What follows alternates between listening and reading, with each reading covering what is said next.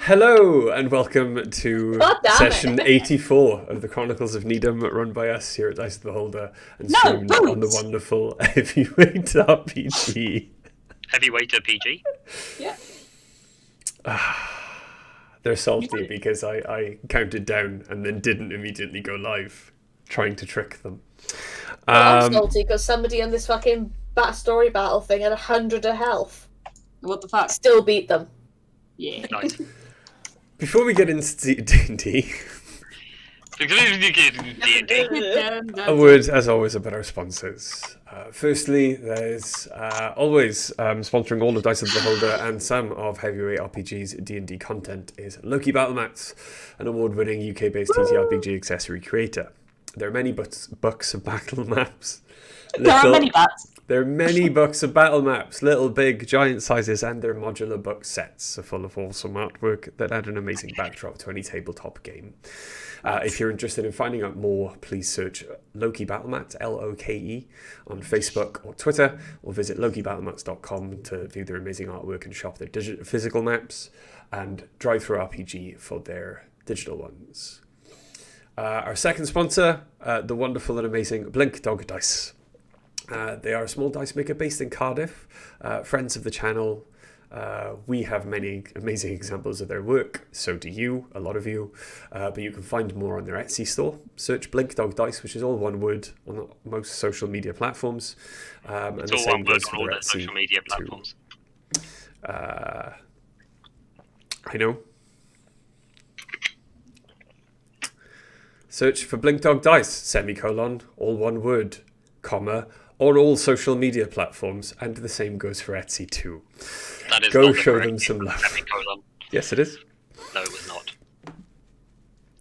not. Not a sponsor, but Moving on. Sirenscape provide the amazing ambience for our streams and our games, and they can for yours as well. If you want to know more and use their fantastic, free-to-use, no subscription, starter tool set, pop over to sirenscape.com because epic games need epic sound. Okay. Last week on the Chronicles of Nidum. I was going to bring everyone onto screen so you could all say hello. I don't know why you do that before you put us to sleep with the recap. Hi. We're here. We're focusing. We are fully on board. Oh my god, I'm so focused. I wish there was gin in this. Sorry, what? Yeah, me too. God, gin in that would be a monster, mind. I'm taking it to lap. I'm going to Tracy measure in this. Right. Just put a bottle in and add some tonic on top. So, yes. Last time on the Chronicles of Nidum, waking up after the night of your escape from Paras, in what would appear to be a new world caused by the decisions of at least one of your party, you found yourself safe. Decision is such a strong word. Safe for the first time in a very long time. Above the clouds, flying over the landscape of the Empire, in your brand new, state-of-the-art, fastest ship in the fleet, airship. It's our only ship in our fleet. That's true as well. It's a good point. It's the only ship in our fleet so far. All right, sorry, fastest ship in their fleet before you nicked it. It's not in their fleet anymore. Our fleet now. Our fleet of one.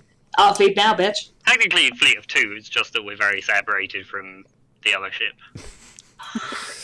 Sorry. After speaking to Marcus, learning more about him, where he would go from here, and making your own decisions on how to continue, where to hide, where to land for aid and resupply, you decided to make your way to the southern Empire town of Toulouse. So you were originally planning to go around the huge mountain range on your way to Gracia. You spied a few possible points of interest in the mountains themselves and decided on a more zigzag route. But Toulouse first, where you sent Oriana flying down to scout out the town and find the more human-centric farm. You discovered all of the farms in the surrounding area were worked by humans, none of which were wearing control collars, cuffs. All looked relatively healthy, happy. Making yourself known, Oriana, to two of the people in the town, a human and a half-orc, who you very quickly discovered were a married couple. You were directed, and you then directed your friends to the town hall, or the common central house, which doubled up as a place of residence for the lady of the town, your old friend, Guinevere. Upon meeting Guinevere in the town and being introduced or being shown some quite pleasant pictures of yourselves, minus Quill, obviously, because he wasn't there when first you met, and minus the more undesirable members of your troop. No potatoes in that portrait. No. You were eventually shown upstairs, where you met two elves, the first elves apart from Lady Guinevere that you had seen since Quill broke the crystal heart. It was then you discovered just how far-reaching possibly the effects of that heart, or the breaking of the heart, might be, when it was told to you that these two elves felt as if they had been in a dream for the last 30-something years since the ritual that tied them to the Inquisition. It was then, when many questions were posed, or at least answers were sought, that Quill, your aunt, walked into the room behind you and also confirmed she had many questions for all gathered. And here we have, you were all in the same room. There have been a few moments as your aunt came in. Lady Guinevere decided, quite rightly, that the exertion of, again, telling their story and explaining how distraught they were was quite trying on the two elves, the Lord and Lady, and Guinevere took a moment to gather them and take them over to a more private, more comfortable section of this floor of the building. Knife held aloft, your aunt walks up. You can see all the rest of you. You, Quill, you have seen at least pictures of her in more recent years, though it has been a while since you've seen her. For the rest of you, Knife held aloft is a much older tabaxi than you've ever met, even older than Mother, who you now, when you first met Mother in Cardid, thought perhaps middle age, but probably closer to Quill.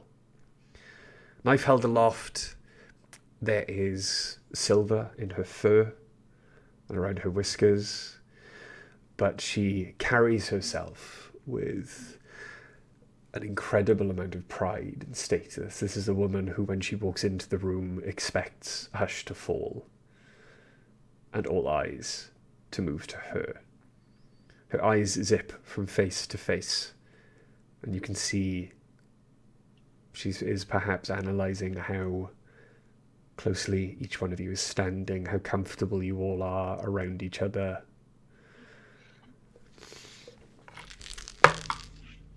She just rolled a nat 20 on an insight check. Oriana? Yeah. How do you feel about the situation in this very moment? It's hilarious. Dice? Amused at the situation, but nervous on Quill's behalf because this is a difficult conversation to have. Okay. Ace? It's like they wish they were a turtle that could retract into their armor. Quill, What? Sorry, pardon? how do you feel about this situation as it transpires? I'm actually busy and I can't play D&D tonight. No, it obviously, perhaps Quill is not feeling at his most comfy. Feeling a little bit, a little bit concerned about how Auntie Knife's going to take everything. Okay. Yeah, that's pretty much the size of it. Okay. As she glances over at you then, seeing the amused smile on your face, Oriana, the confused half smile on yours, Dice, as you glance like nervously towards Quill, Ace, who without the whistling is doing the equivalent of just ignore me. Ace is being very quiet and pretending they don't exist. Do not wish to be perceived. Her eyes finally settle on you, Quill, as she steps forward and holds out her hand. Nephew? I'll take her hand and bow over it. Auntie Knife, a pleasure and such a joy to be reunited with you after all of this time apart. I do hope that you're well. As well as can be expected, with all of my travels and perhaps worries from the messages from your cousin. Quickfang. You've heard from Quickfang. And day does not go by that I do not hear from Quickfang. Oh, that's fantastic. How is she? She seems well. There is much I believe that she wishes to tell me, but perhaps showing some maturity, she has decided it better come from one of her elders, someone who is much more in touch with the events as they transpired. She named you, Quill. Oh, me? Well, I'm...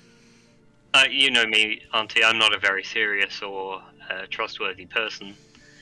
I've been on something of a grand tour. Me and my colleagues here are just making our way at a sort of leisurely pace across the continent, seeing the sights and staying out of trouble. Staying out of trouble? I'm not even going to roll a deception check.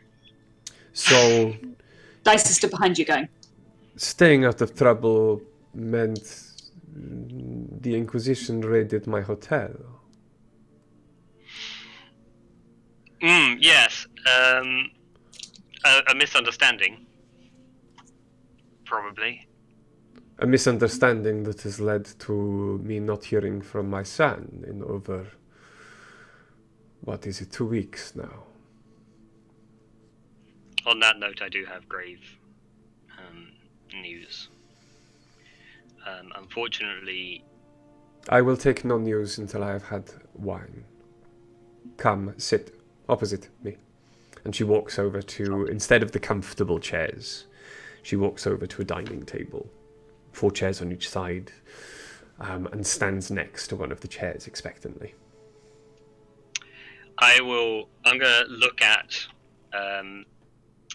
Ace and Dice and Oriana each in turn, and then just sigh very deeply and sort of visibly drop the cheerful facade that I've been carrying, and just say, "Yes, Auntie, all right," and I'll walk over and sit opposite. As you begin to sit opposite, then, as you pull out the chair for yourself, she coughs and raises an eyebrow as she is still standing next to her chair, her arms clasped in front of her. I will pull out her chair first. She nods. Apologies. And then sits.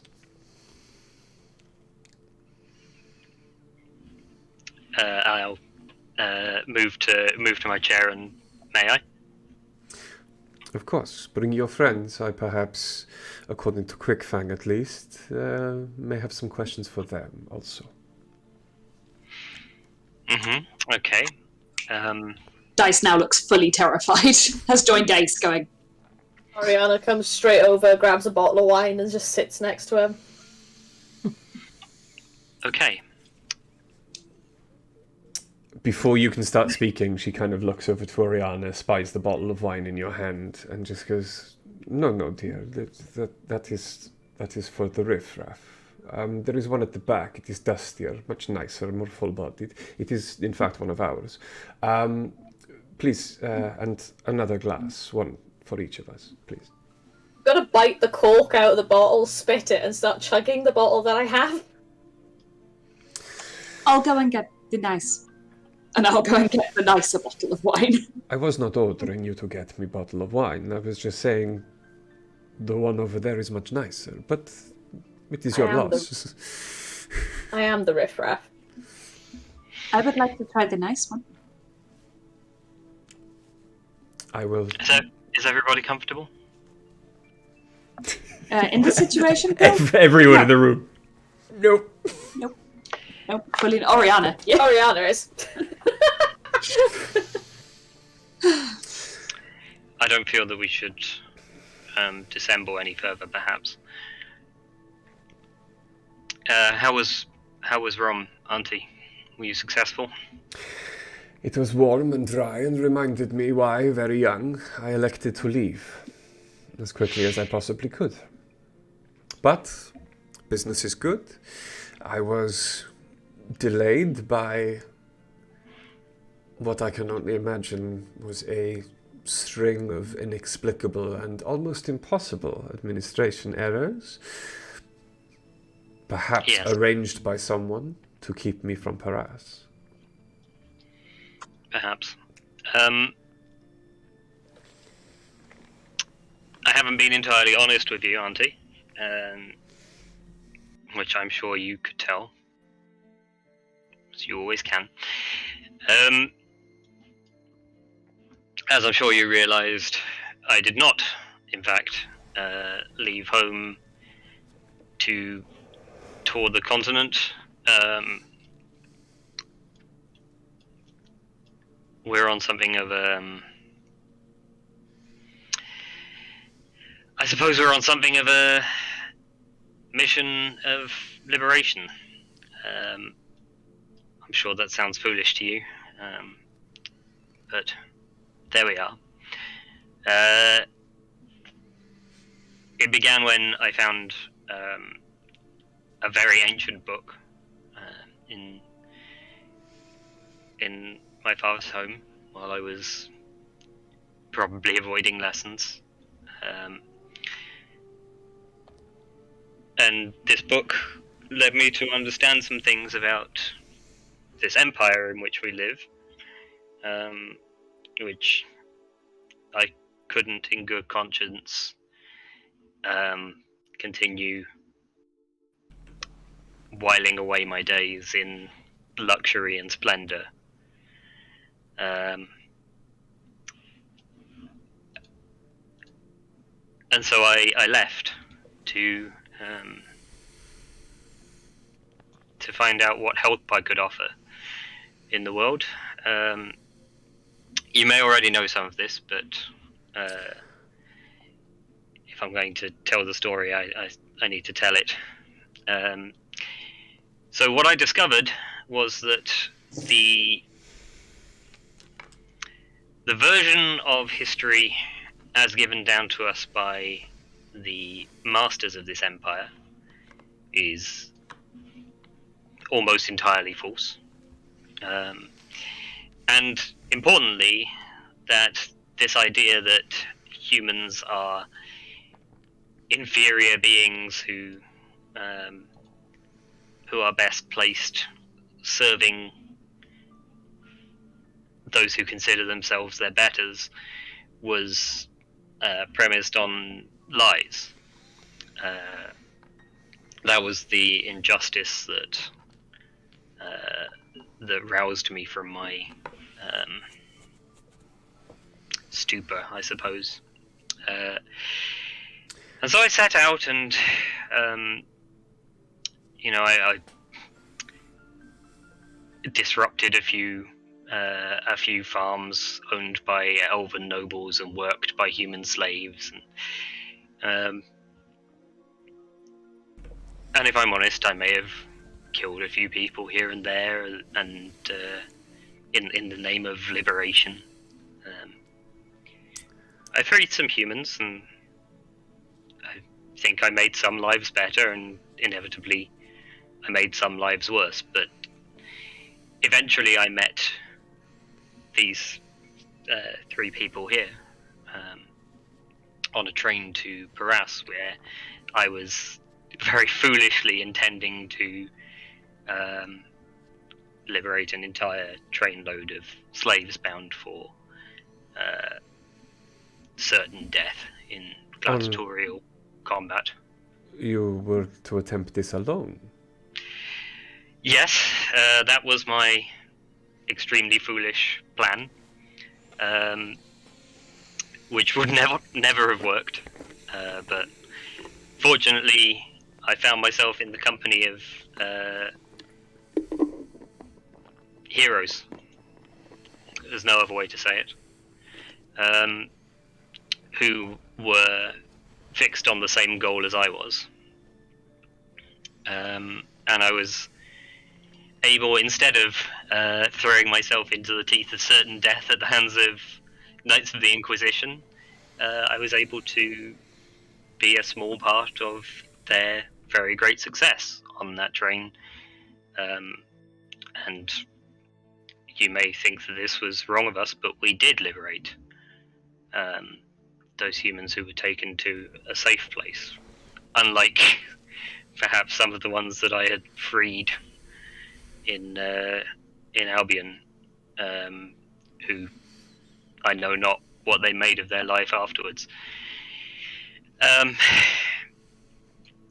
Anyway, that took us to Paras, where I was excited to come and visit in the ancestral home in your abode, and to spend time with the cousins I remember so fondly from my youth, and of course yourself, Auntie. Before you go any further, Elanil, so that we are on the same page of the ledger. Mm-hmm. If you were to ever visit any of our central offices in the Fragrant Peaks, where our records are kept, the generations of money we have made, you will see locked behind a iron-spelled cage the books of losses. We say that these books are locked away so that our competitors can never steal them, just to see how much we may have lost season to season, so that they can more easily plot takeovers or acquisitions of our companies and offices around the Empire. The truth is so they cannot see the pattern hidden within. If you were to ever see shipments lost in transit, personnel numbered, not named, because why would anyone in the Empire give human slaves names or pay them? The profits lost, because why would we call them wages? You will see that throughout the life of your family, in secret, from the younger generations until they come of age and take over, We have spent years, decades, doing just what you left home and decided to do all on your own. We have never lost personnel. We know where many of them are. And, as far as I'm aware, most of them are quite healthy, happy, outside of the Empire. So, with this knowledge, knowing that while you were younger, with the misfortune of your father, though he does make me smile, I never expected much of you, young Quill. But I will say before you carry on, at this moment I find myself very proud of you. And I find myself unexpectedly proud to be a member of this family. I don't entirely know what to say, Auntie, but I'm moved and proud and humbled to know what you and our family have done in secret. You have not named your friends, by the way. I'm so sorry. Auntie, this is Ace, this is Dice, and this is Oriana.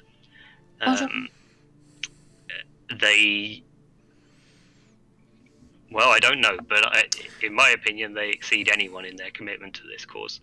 Ace and Dice obviously have something of a personal stake that you and I will never quite be able to fully empathize with, but... She looks at Dice for a moment. I was told you had a dog.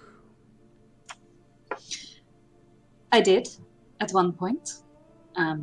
But it was a metal dog, and I converted it into the armor I'm wearing. Good. I cannot abide canines. That's how Quill felt about it, too. Oh, no. No, it wasn't. Quill never met Cedric. I never met your dog. Nope.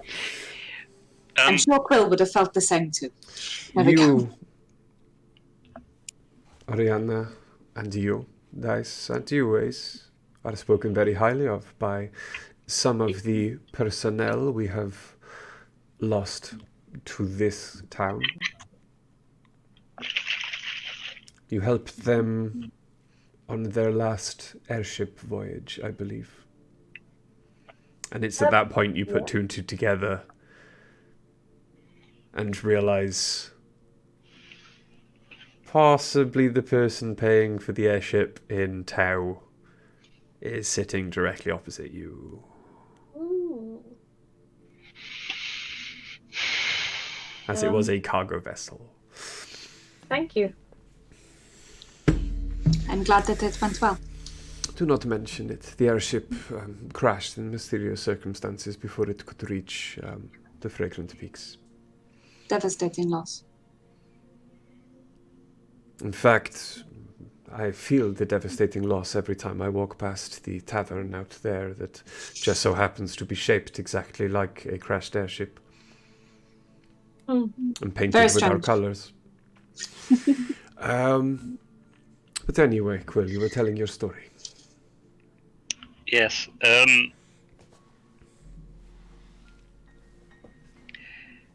Unfortunately, the next part of this story is going to be hard to hear. When we arrived in Paras and made ourselves known to your estate, we were brought to see Busyclaw, who I remembered as a serious, studious child, and found to be similarly serious adult. And he didn't seem as pleased to see us as I had expected. In fact, he seemed furtive, secretive, frustrated, possibly even alarmed that we were there. You are describing him exactly the same way I remember him the last time we saw each other. No, I think it was more than you appreciate. He was was. working with the Inquisition. I was getting to that. I was going to say that he was. He reacted as though our arrival was throwing matters he cared deeply about into jeopardy. And this aroused our suspicions, and so we investigated. And as Oriana quite bluntly spoke, he was working with elements within the Inquisition who were engaged in perpetrating a very great evil, and needed Busy Claw's singular expertise in engineering to facilitate their project. He wasn't doing it entirely willingly. He'd been threatened, as had everyone in the family, as most importantly had Quickfang, who was fine, but knew that there was something going on. Not much you can hide from Quickfang. No, there is not. We found that the house was infested with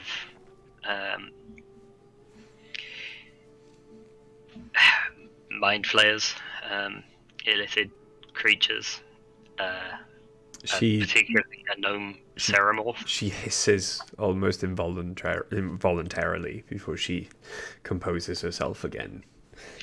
I'm still doing this. She knows what you're talking about. My feelings precisely. And as I say, they were working on something monstrous. We were able, on a night when they were leaving the theatre, to kidnap Busy Claw and Quickfang.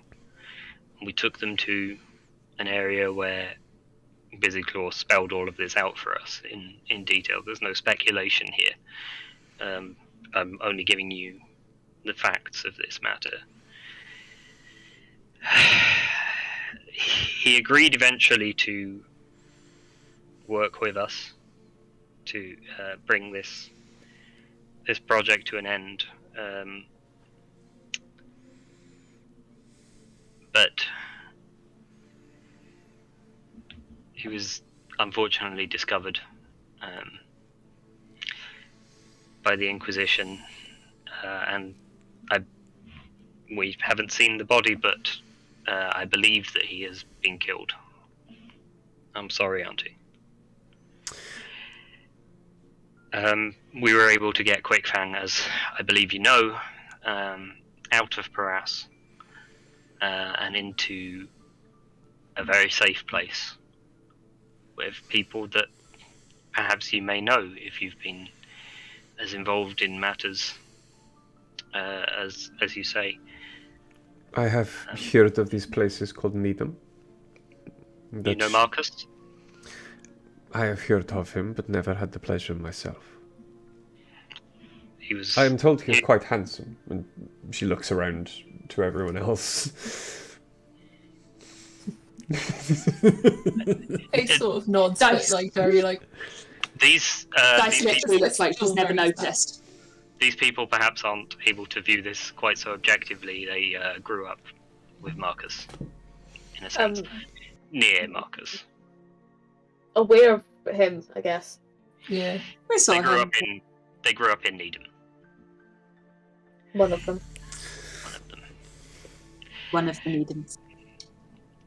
I'm sorry that I couldn't do more for Busy Claw, Auntie. He was too deep in by the time I got there. I did try, and he did ultimately, if it's any comfort to you at all, ultimately he died in the service of what was right. I believe in the last days of his life he was made to understand that which you and I understand about the Empire and about people, about humans. And he, I won't say went eagerly, he wasn't a courageous man, but willingly, knowing that he needed to make amends for the wrong that he'd helped to do, and knowing the danger, he did bravely help us in partially thwarting the interests of these foul creatures.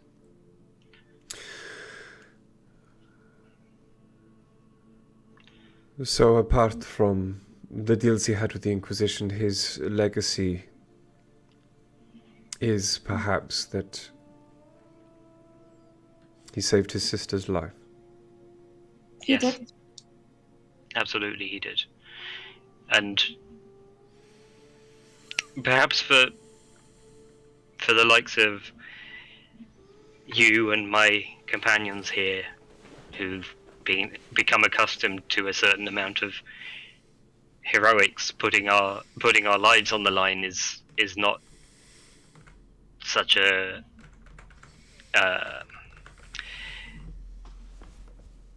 such a feat. But Busy Claw wasn't like that, as I'm sure you know, and I had immense respect for his choice to help us. I feared that Busy, when he was born, had missed all of the kindness that had been poured into his older brothers. It skipped over him and was present in even greater numbers in his little sister.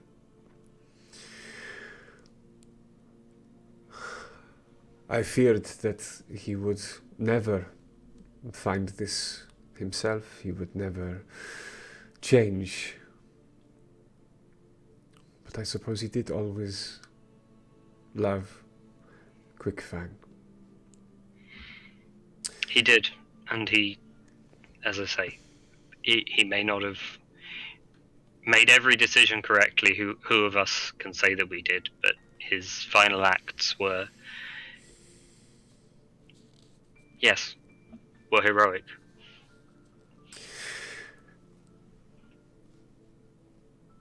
As you see a tear form in her eye, she takes out a handkerchief very delicately and dabs at it without letting it fall.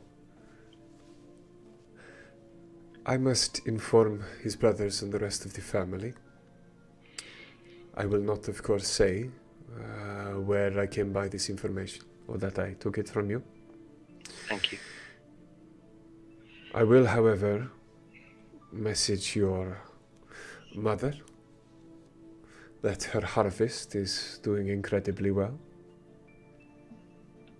I appreciate that. And speaking of harvests doing incredibly well, Auntie, I enjoyed every second in Paras that I spent with Quickfang. I think that she's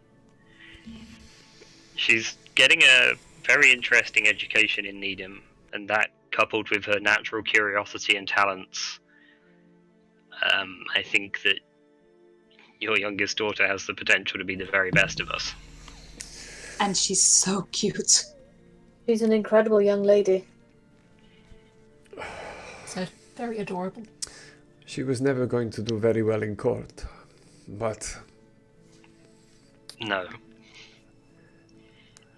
I suppose me trying to force her into a life of subterfuge and deception would eventually bite me in the backside anyway. Although, you say that she wouldn't do well in court, Auntie, I but think she would do quite well. perhaps not with everybody, but if she does make her way back to Paras, the Elder Prince Would love her. adore her, and I could probably put in a good word. Well, they've He's- met. He's in a precarious position. Yes, they have met, and he was already very fond of her, but he didn't even know the extent of her unusual abilities. If she ever is back in Paras, we can get a message to him. If his position is less precarious, I'm sure he'll do what he can to make sure that she meets the right people. Thank you, I appreciate it. But for now, at least, perhaps it is not safe. She's better off in Nidum at the moment. The He's a bit of a mess. The Inquisition in Paras have suffered a fairly large setback, but they still, some of them still hold significant power and stand in opposition to the goals of His Royal Highness. It is not a small power you wield, Quill, and your friends, too. You have arrived on what appears to be, at least painted in the royal colors, an airship. Where did you acquire this? It was a gift, in a manner of speaking. That's accurate, yes. Not a gift intended for us. As I believe I may have mentioned, my friends here have taken some actions that haven't endeared them to the higher-ups in the Inquisition. And when everything came to a head with Busy Claw and the Inquisition's plans, we were very, very close to being arrested and executed. I believe we would have been executed very, very quickly. And so we ended up having to take advantage of the laws surrounding the Grand Tournament, the immunity granted to competitors, through which we were able to get closer to the prince, the older prince, not the heir. That makes it sound like we did it on purpose. We accidentally became closer to the prince. Well, yeah, and we'd met before, in fairness, but he was pretending not to be a prince at that point. Sure. So I take it through all of you looking quite healthy, you won? Oh, yes. Oh yeah, and then immediately lost the Immunity. diplomatic immunity. Diplomatic immunity. Blew up the palace, stole both airships, but with permission. So we were staging a jailbreak. They had several high-value resistance leaders, I suppose, in cells in the catacombs beneath the palace, and we wanted to get them out.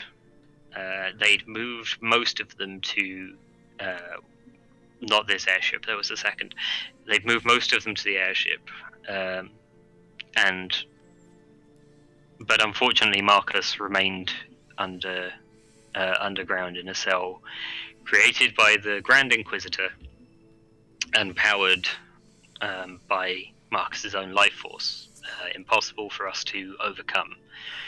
So unfortunately, we had to fight and kill the Grand Inquisitor in order to get Marcus's cell deactivated, which we did. And then when we went down to get Marcus, then this is a long story, but I'd seen a vision of Sir Kai, one of the knights of Long Ago King, going into a particular room in the catacombs where there was a bright light, and I saw the door to that room as we were on our way to to get Marcus, and so I sent dice on ahead to get Marcus, and I went into the room, and in there was something like a phylactery, some sort of conduit for power from a realm beyond a dark portal. You're aware of the crystal mines in Porthtal? Yes, I am aware of them. It's relevant, I swear. It is at this moment that Guinevere walks back in, and she's heard you from across the room, and her attention is on you as she just sits down and, without taking her eyes off your face, grabs the bottle and pours herself a glass of wine. The energy from this conduit is redirected down into the ground, and that's what causes these crystals to spread out underground and grow all the way to Porthtal. Anyway, I did something a little drastic, and the heart fell and shattered. And you know how the castle was made out of that sort of translucent green crystal? Yes. And how that translucent green crystal looked a lot like the earrings that the elf lady who was in here before used to wear. And they've now turned into a sort of brittle white quartz. Well, that also happened to the whole castle. And I believe all of the crystal, I think that the mines in Porthtal might now be not particularly of use to the Empire anymore. And then we stole this airship, which was intended as a gift for the Crown Prince when he returned, and some other members of the Resistance stole the other airship, which was intended to be something of a flagship for the Elven Empire's flotilla. And then we came here, and that's pretty much it.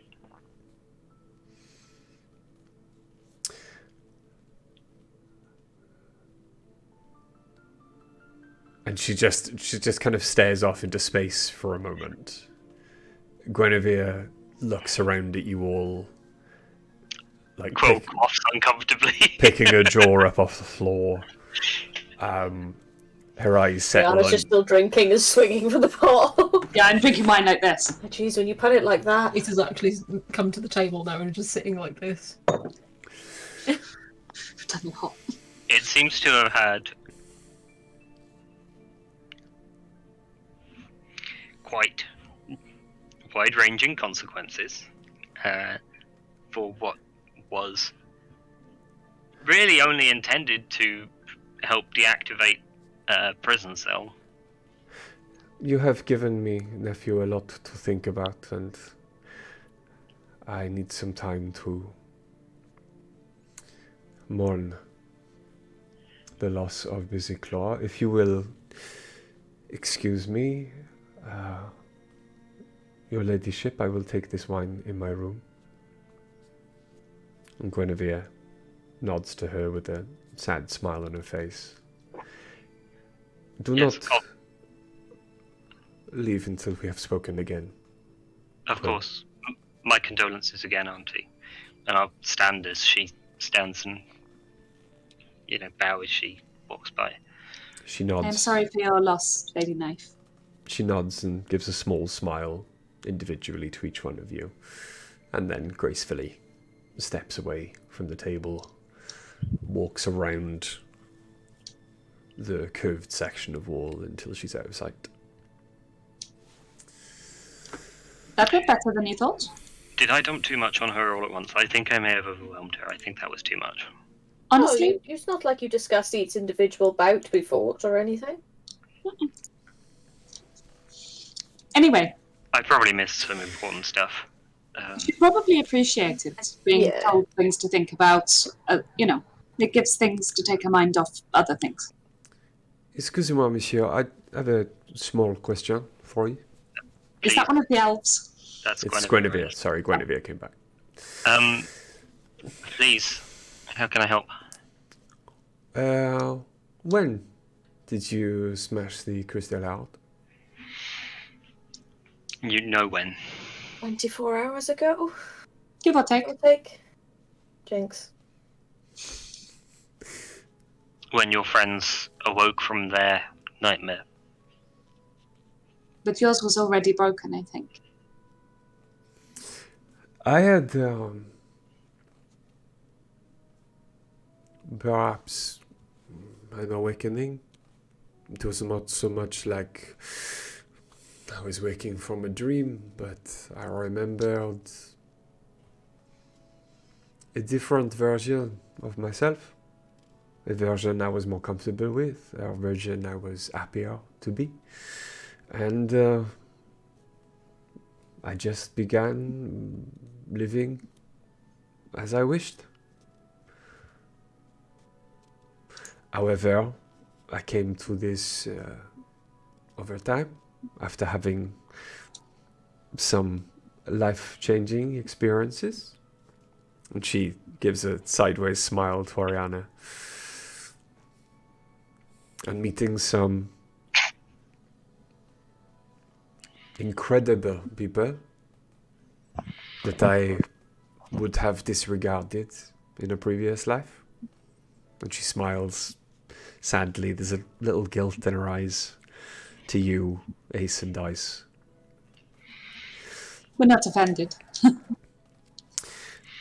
The crystal. This one. She holds out the ring. This became cloudy over time. It was not something that happened instantly. I think perhaps I was freed from its influence correctly. Yes, I'm sure you can imagine how disorienting it must be to have had that transition happen all at once. Oui, I can imagine. I don't know if I can say that I'm sorry. It gives me some hope that to hear that all of the people, all of the elves that we've interacted with who've been so casually cruel to my friends and other humans, others of other races, it gives me some hope to understand that they have been not entirely themselves. That the darkness in their heart was not theirs to begin with. It was placed there. Well stated. But I understand and can have some sympathy with the traumatic experience that so many must be having right now. Can't imagine waking up to find that my last years or decades, centuries, have been spent furthering the interests of some cruel, malignant entity. And she does kind of put her glass down and place both of her head in her hand, and you can hear a small groan come from her as she just kind of sighs. By the gods, how many thousands of elves feel as my neighbors do? I don't know, truly, your ladyship. I know that not everyone was drawing power from this source. That the High Inquisitor and his immediate guards were untouched by this change, unaffected, as far as I could tell. But God, I don't know. There may be other conduits for this power in the world, but I really have no reason to expect that there are. This is going to be a cataclysmic change for the Empire. Is this... I don't even know if it can be called an empire now. This is also perhaps why none of our airships fly as quickly as they once did? Dice would be able to tell you more about that than I can. Yeah, it's possible, but I can have a look and see. Our airships were powered by engines of this green crystal. Jesus Christ. Now, while the crystal is no longer green, it is this quartz, this white, rose, cream color. It is still works, but not as efficiently. This, and again holds up the gem that was hers. This still works in some small way. Well, I say small way. I could not do this before. And she holds up the crystal, waves her other hand, and in it, a flower suddenly begins to grow from a seed that was not there until a full-formed daffodil appears in her hand. You couldn't do it before when? Before I saved the young human girl's life. What else can you do? Well, there is... I am not skilled. I have not been obviously trained in any magic, as of course most elves we know from birth. I've lost the ability to use magical energies. However, and she kind of, again, holding the crystal in one hand, waves her hands, and you feel a gust of wind sweep down the table, blowing all of your hair, your clothes back. What does it feel like when you do that? What does the power feel like? It feels natural. I roll an Arcana check. Yeah, if you See if I can work out what type of magic it is. Yeah, I want to roll as well, but I specifically want to know if this is a connection to the Fae.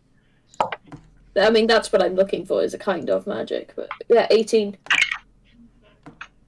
24, because I'm curious too. I just got 17, so... Okay. All the magic casters are like, what the fuck? We're sitting there like, fascinating. Ace is just picking the cheese. I got some wine.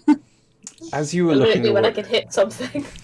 As you were looking at what she's doing, the first spell that she did with the growing of the flower and handing it to you, it is not a spell you have come across or heard used in a long time. Apart from secret whispers of human wise women living in the forest, still able to use ancient secrets passed down by the people of the forest. But you're pretty sure the first spell she used was Druidcraft. Yeah. Like Gust. The second spell she used is a well-known cantrip, not useful to a lot of people in certain situations, but one that does come naturally. No, the spell is Gust. But it's one that does come naturally to those connected with the Fae in some way. So I have the feat Fae touched, which allows me to. There's a couple of spells that I can cast as part of that feat because of my connection to a certain Fae entity. Do I feel any sort of recognition? Any sort of similarity in terms of the use of magic, the source of the magic? There is definitely, as she uses the spells, as she conjures this energy, there is definitely a flicker of something about her that is familiar, but also feels warm, happy, the comfortable, the complete opposite of the feeling any time you've been anywhere near a member of the Inquisition. Right. The roll that I made, could I use it, obviously it was quite high. Can I tell if she's using the gem as sort of an arcane focus, or if the magic's just coming from her and it's nothing to do with the crystal? Oh, as with your Arcana check, easy, yeah. As you're looking at it, there is a soft glow when she does these spells, when the spells activate, that then dissipates, as if, yeah, you would say that crystal that she's holding is potentially, without her even realizing it, is an arcane focus. Oh, how exciting! And So the spells she's doing are druid spells. Mm-hmm. So I would recognise those from Granny. Mm-hmm. This that you're doing is awesome. it was very good.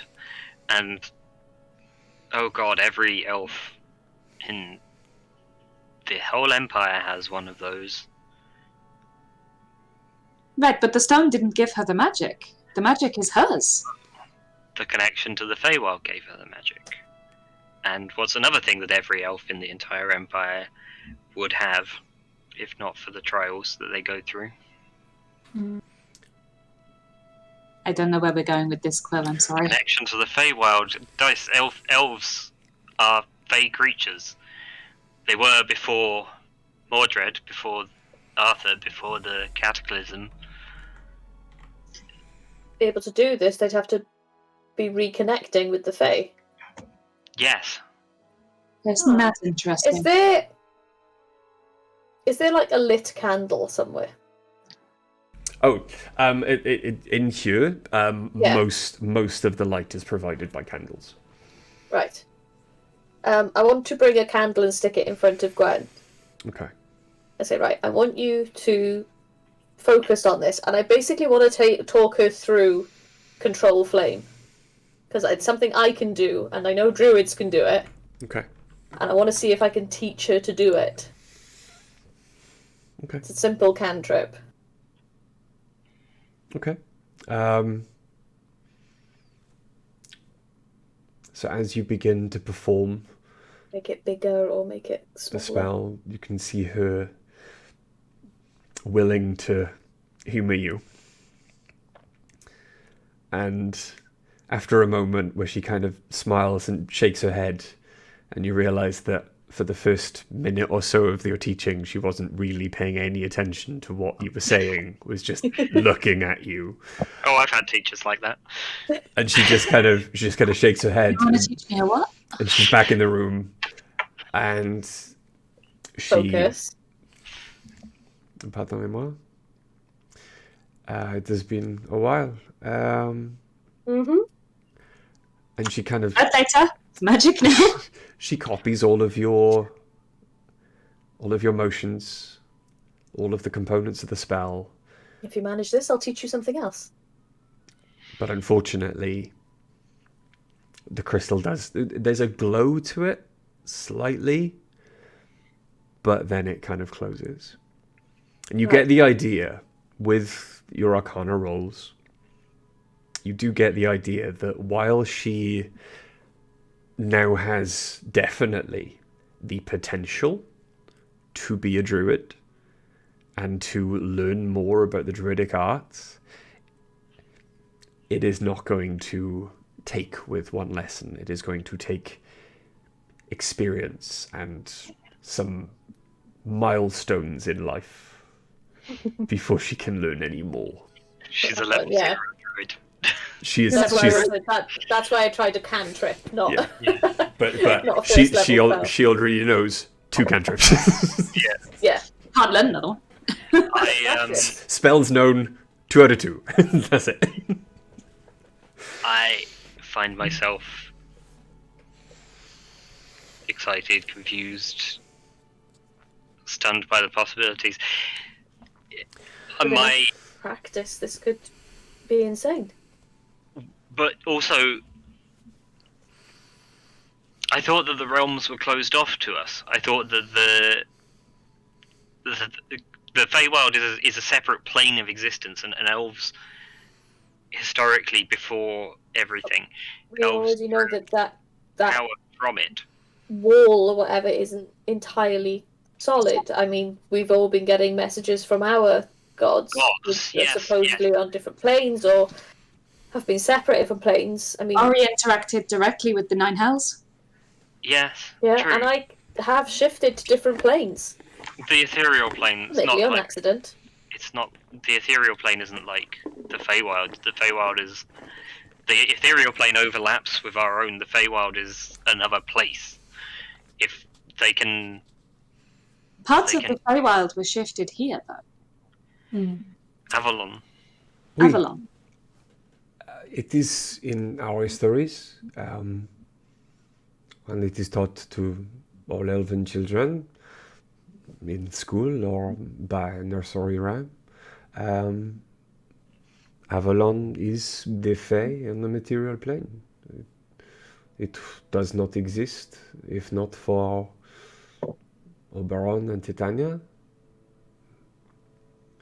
We might have invites to see soon. Interesting. It is... Are you saying, perhaps, that our connection to Avalon has been restored? Perhaps. I think it has.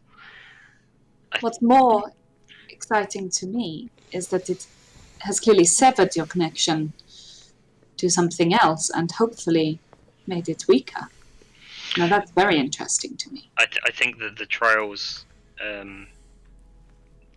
that you will go through, they result in obviously power, but I think that the power that you receive cuts you off from your own natural connection to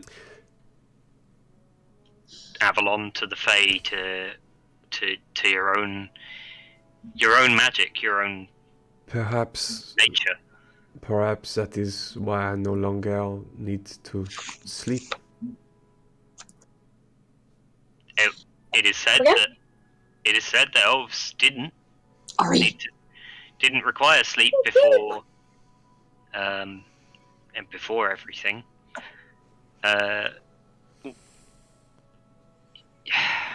I find myself, I suppose you could call it daydreaming. In a trance. Oui. For a few hours, but nowhere near what I would normally have slept for, and I feel refreshed and rested. And... It'll cut down. Shit, you're an elf. Like an actual proper elf. Oh, maybe she won't age anymore. Really? God, you're going to live a really long time. Yeah, your lifespan, if it goes back to that of a natural elf, an original elf, sorry, you are a natural elf. You know what I mean? No. Well, elves. No. Elves as they were. The original elves, the ones before they were corrupted. Sorry, again, Gwen. But if you go back to that state, then you could have a lifespan. As you're saying sorry, she doesn't look in any way, shape, or form annoyed. She looks amused that you're tripping over, that you keep apologizing. She's just smiling. Don't offend her. Corrupted elves. That's not a nice thing.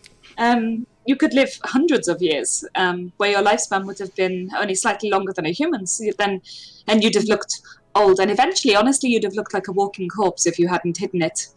Instead, you'll just live. I might perhaps... I have been named godmother to a human child that I helped a woman give birth to yesterday. Her name will be Ginny.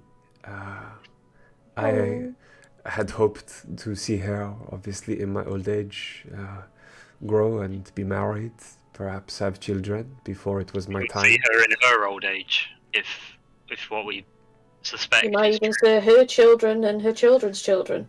You could watch over her entire, or a significant portion of her line. What If you're happens allowed if to- I look at Gwen with the sight that is it True Sight we called it? He's been waiting for you. Look at his little grin. It was your Eyes of Hades ability. Eyes of Hades, that's it. Yeah, because it's not in my spell list. I know. No, it's a feature of you. It's not a spell. It'd be under feature and trait. It's not in I there, haven't homebrewed it probably yet. I see. You know when I asked the other day, is there anything else that I said I was going to homebrew for you that I haven't, and everyone went, no, I think we're all right now. Oh, we all forgot. Yeah. I just think can't it'll forget- add to your workload. We can't be expected to remember everything. That's your job. But yeah, what happens if I look at Guinevere with that? As your eyes flash, then I'm like, sit still. and you look around the room, you see standing behind Gwen 2 elven spirits.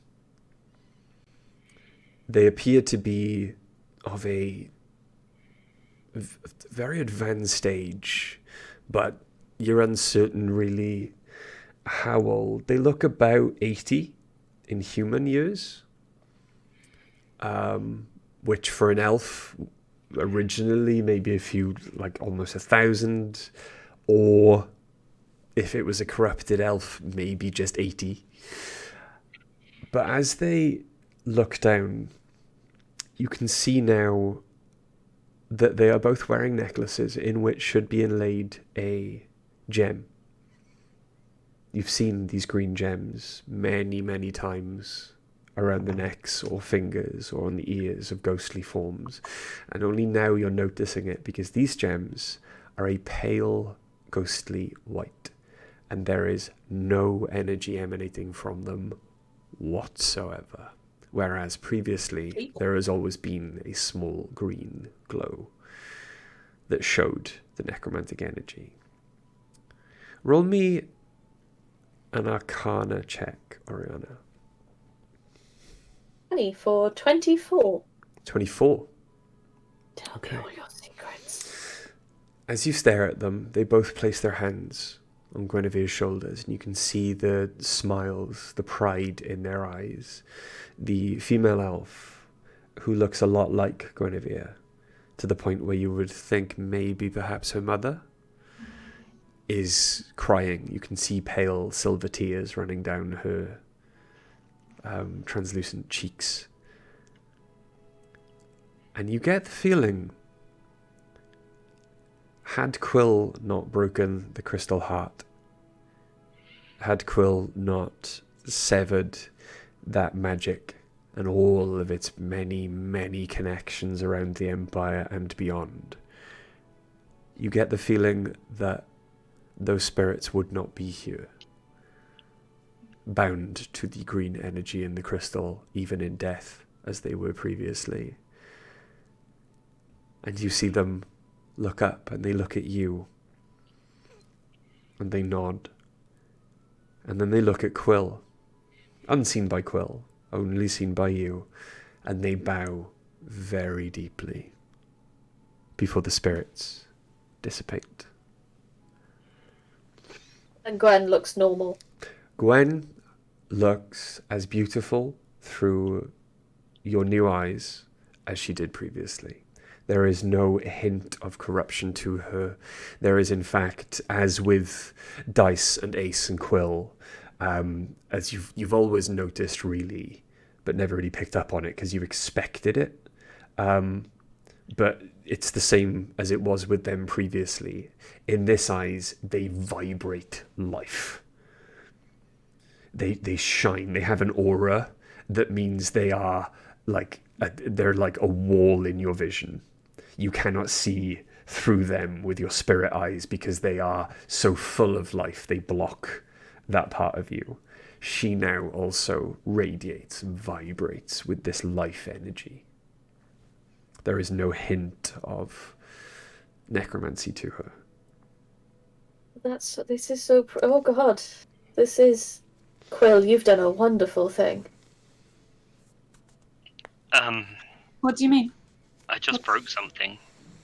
And in doing so, you've probably freed thousands of spirits. more, probably, if you're talking about the elves that have died. Millions. Spirits? Yes. Briefly, I could see. Gwen, do you look like your mother?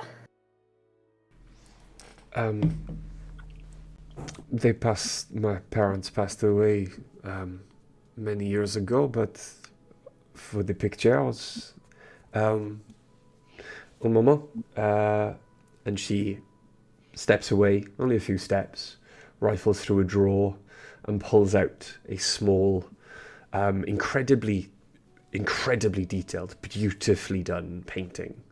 But it's quite small, maybe the size of a book, and just hands it to you. And I've there, seen elven spirits before, have I? They've always been human or something else. and there is a much smaller in the middle, young girl with the same untidy braid that Gwen now wears, and standing next to her, a bit younger, but very obviously the same people, are Gwen's parents. They're free. They're not. Okay, so from top of my head, I'm guessing when an elf dies with that necrotic energy, that their soul is kept, probably in that heart that you destroyed, and with destroying it, you freed them. You freed their spirit so they can move on. Whether they can move on completely, because we can't get to the other planes yet, but they're not trapped anymore. An elf. And not only have you freed the elves that are alive, you've freed their ancestors. Wow. It's That's huge. I've never seen an elven spirit before. And now I can. Also, your parents are super cute. To Gwen. And they're still watching over you. Quill's gonna be silent for a longish moment, and then sort of put a face on. I'm very sorry, Your Ladyship. I need to. I slide the wine bottle over to him. I need to be alone for a little while. I'm. Please excuse me, and I turn and just walk quite briskly out the door. Okay.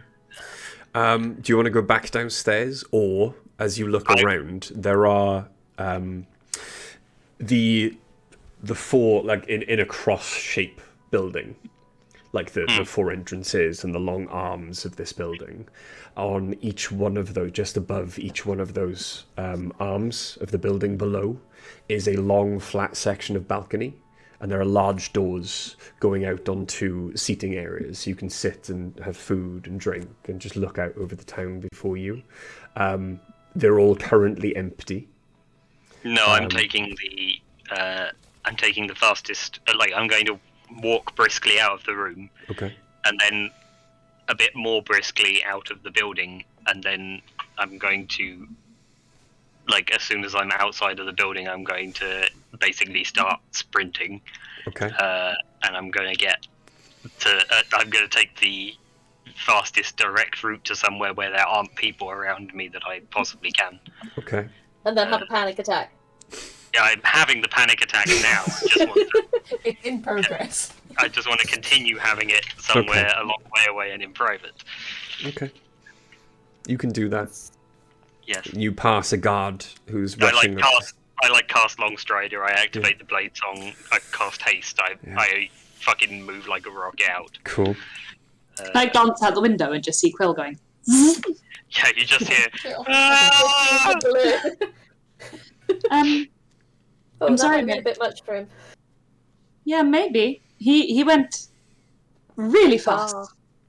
So fast. You pass. Yeah, this is Quill moving at top speed. It's he's gonzo. You pass a guard on your way out.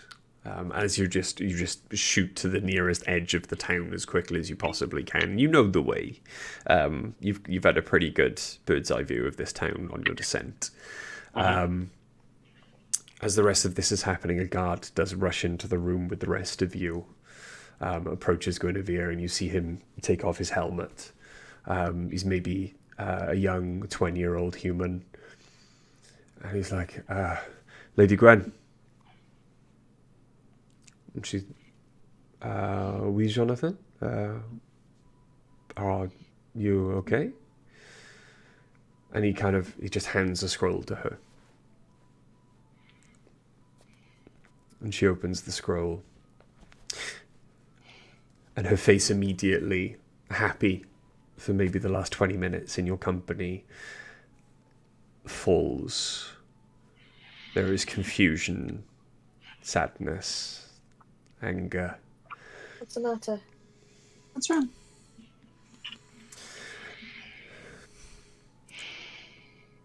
There are reports from the Marquis' farm of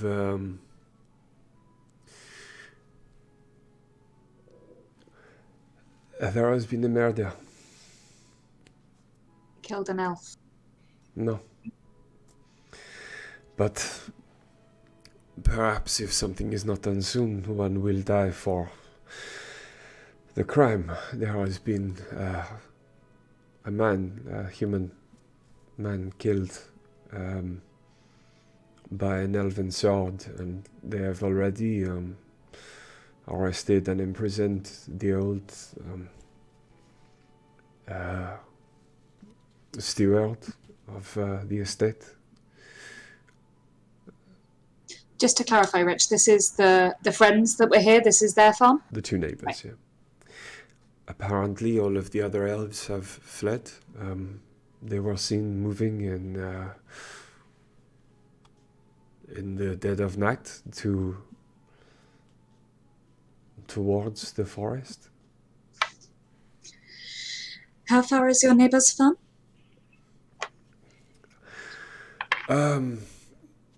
Because neighbour can be really relative out here. By horse, we should be there perhaps in a few hours. Then we should go.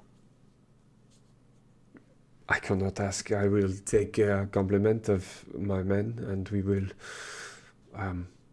at least try and bring him here to be tried justly. No, absolutely not. We would love to come with you, or at least I would. I can't speak for anyone else, obviously. But, yeah, Look at the body and probably work something out. absolutely. And if nothing else, the presence of Atenine may calm the other humans. That would be of great help, but would you not wish to wait until your friend Quill has returned? We can Pick him try and... up on the way. Hey, what if we take his rock? We can go and find him. I once again thought you were talking about stone. I got really confused. Gotta find Quill's pet rock. The bird. The bird. Would you like me to call it, like, a rope? It needs or a something, name. Just to clarify. Yeah! Jonathan, have my horses prepared. Select 5 of your men. We will obviously be skipping lunch, so please bring... I have my own horse. Oh, Wait. hell yes, she does. Hell yes. Hell yes. then, You wait till you see it, you're gonna love it. He also needs a name. then you can ride with me as we go and pick up your horse. Oui? Yeah, we can do that. We can go pick up my horse. I'll go get my horse. Or is it worth messaging Quill to meet us back at the boat? To see if we can get him back. He may not want to join us, but we could try. How far away is Quill from me? I've got Can I see him? I've got a sending stone with Quill. I'm being thick. I can do it. By now, Quill's like at least a mile away. Yeah, I'll take out the sending stone and go. I have message as a cantrip, and I never get to use it. I think it's too far away. Yeah, it's Oh, yeah. 120 feet, but Messages. Level up. Change Yeah. your cantrip. Quill was too far away after like a bonus action. I'll take out the sending stone and just go. Yeah, I was hoping I could see him from the window and be like, Hey, Quill. Like a rapidly disappearing dot on the horizon. Quill, something went wrong at other farm. We go help. Come to boat. Get rock. Calm down. It's fine. Love. Rihanna will stop gushing. You hear a very out of breath response that just says Quill's not here right now.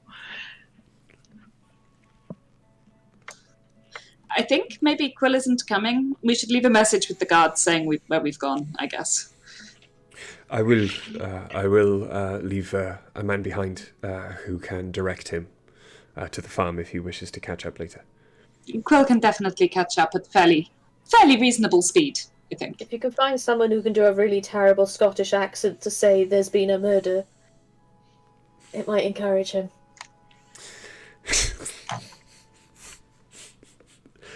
I will see what I can do. The guard's looking at you like the weirdest request. I don't think we have any Scottish.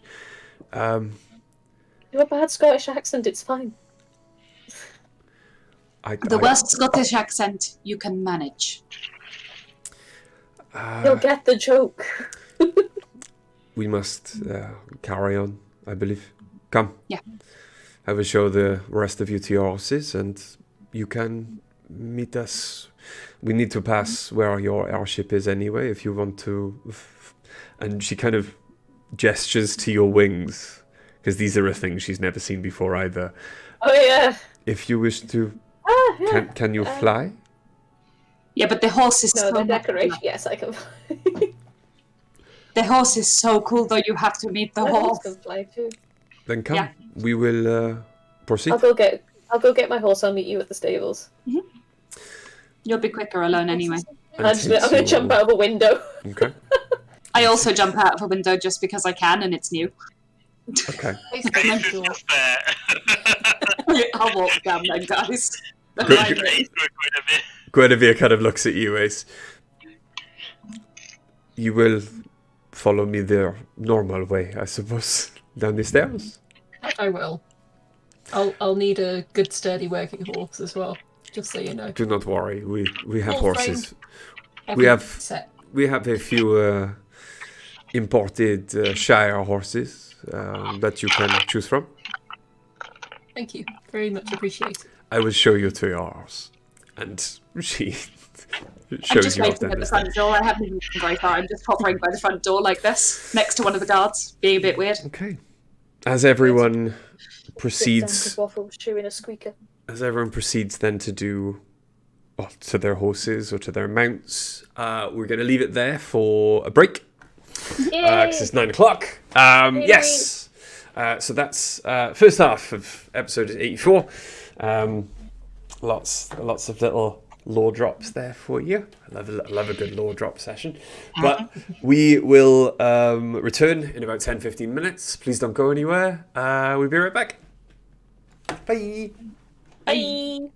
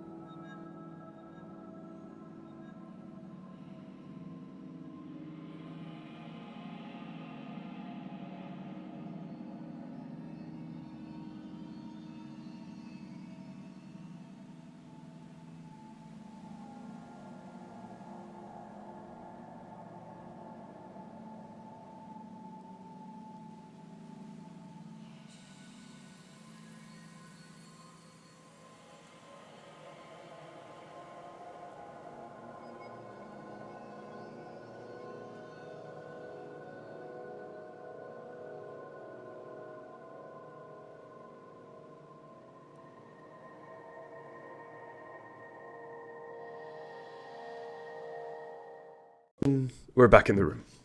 Boobs. Fuck is that? Is that Woody Harrelson? It's Woody with Woody Harrelson's face, and I Yeah. hate it. Yeah, I hate everything so do about I. that. I think it's killed M. Why did you have to share this horror? Why? Hello, yes, welcome back. Part 2 of episode 84, The Chronicles of Nidum. Jeez. So where we left off, you were all going to get on horses provided by Guinevere, apart from you, Oriana, who was going to On my get own from home. your own horse, and you, Quill, who is now, by this time, as haste has worn... How long does haste last? Minute. A minute. As haste has worn off, you find yourself in the rolling foothills of the surrounding area of Toulouse, surrounded by vineyards and vines and grapes. Not to contradict you or anything, but I was specifically looking for a wooded area, if that's possible, if I was able to find one. Here, well, a wooded area. Yeah. All right. You do eventually then find yourself in woodland. Yeah, and I was already going to say that before you said the thing about the other elves fleeing into the woods. What will happen as regards that. Cool. That's what Will was looking for. Cool. You find yourself in a deep, thick wood. I love it deep and thick. Don't we all? However, before all that happens, as you then, Dice, Ace, find yourself on horses provided by Guinevere, and with 5 of her men then armoured up. You see she puts on... It's the most regal she's looked since you approached. She's put on like this heavy, very finely made red cloak with a large, shiny, you'd think like silver and gold brooch holding it together, but the brooch is lots and lots of vines intertwined, beautifully detailed leaves on the wall, and bunches of grapes that kind of just surround the area. And you do notice then, as you're riding through the town, this might be the most lavish of them. All of the humans have these brooches as well. Some in just gold, some in silver. And it's not that they don't appear to denote rank. Their brooches might be slightly smaller, but they appear to just signify that you come from this town. And they're worn with pride by everyone you see who wears them. And as they walk past, everyone kind of doffs their hat or does a small kind of nod of acquiescence to Guinevere as she rides past them, and she smiles and waves her hand, and you can see children waving happily at everyone who's riding past, and the big armoured people, they're like waving. And you can see small human children with their like made up, with their toy spears, which is just, a piece of wood they found, because to some children when they're outside, a piece of wood, most exciting thing you could possibly find, could be anything.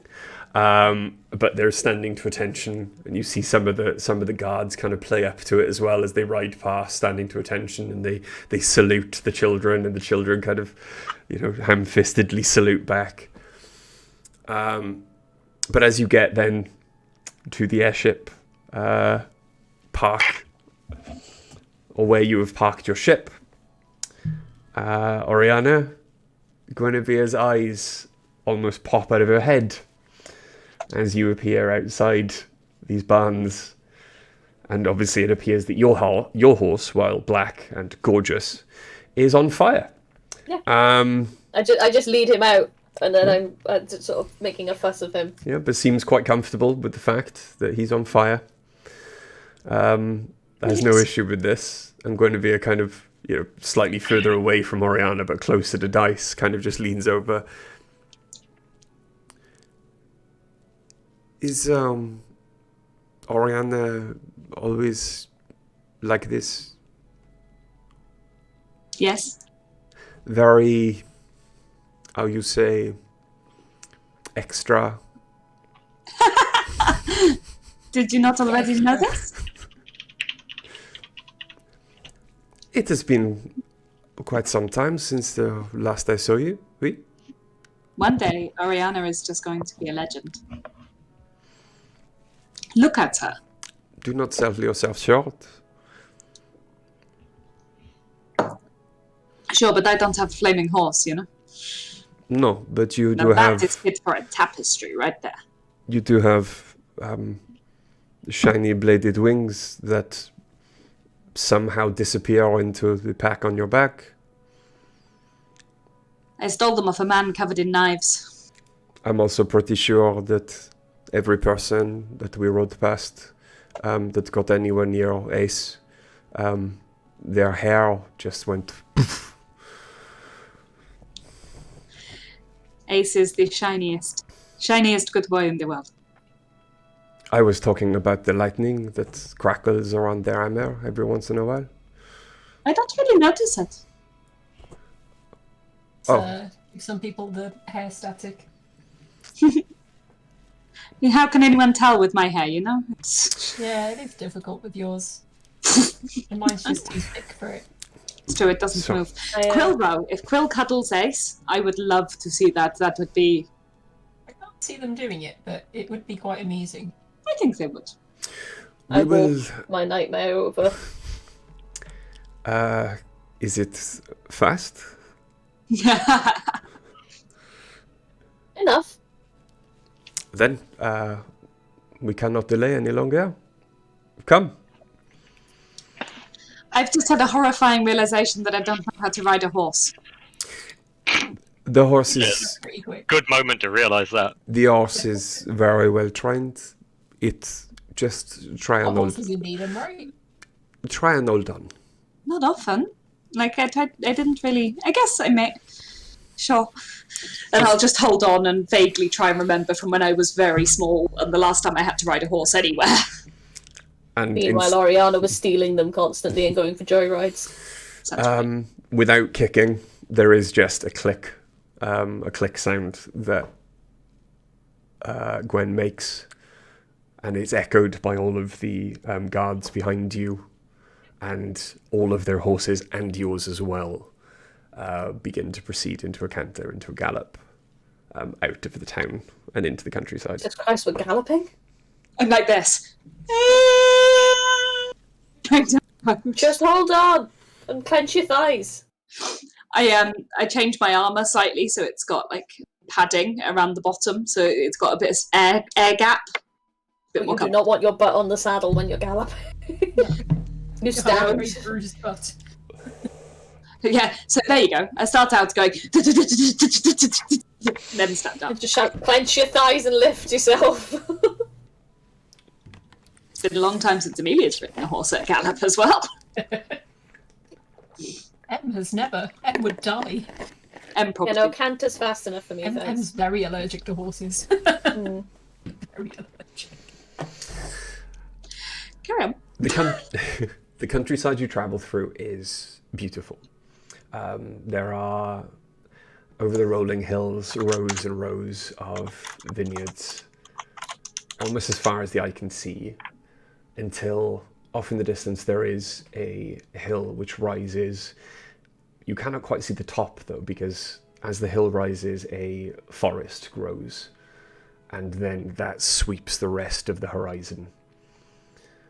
Just the much darker foliage and trunks of the trees dominates all you can see, apart from a small clearing just before the woods, and off in the distance you can see, built on top of the hill with houses then arrayed around it, is a castle, and you appear to be heading straight towards it. Your neighbours are royalty? They are aristocracy. He is our marquis, she is a marquess. Or they were, I suppose. They do You not. didn't say we were going to a castle. She slows the horses a little, so it's much easier for you. The land has been in their family for generations. I rent their vineyards. They turn a small profit, but my people work on them. As soon as I rented their vineyards and bought their servants from them, I obviously freed all of them, apart from a few that they kept around on the estate itself. but unfortunately I could not persuade them to part with him. Well, in the end, it turned out not to matter, I guess.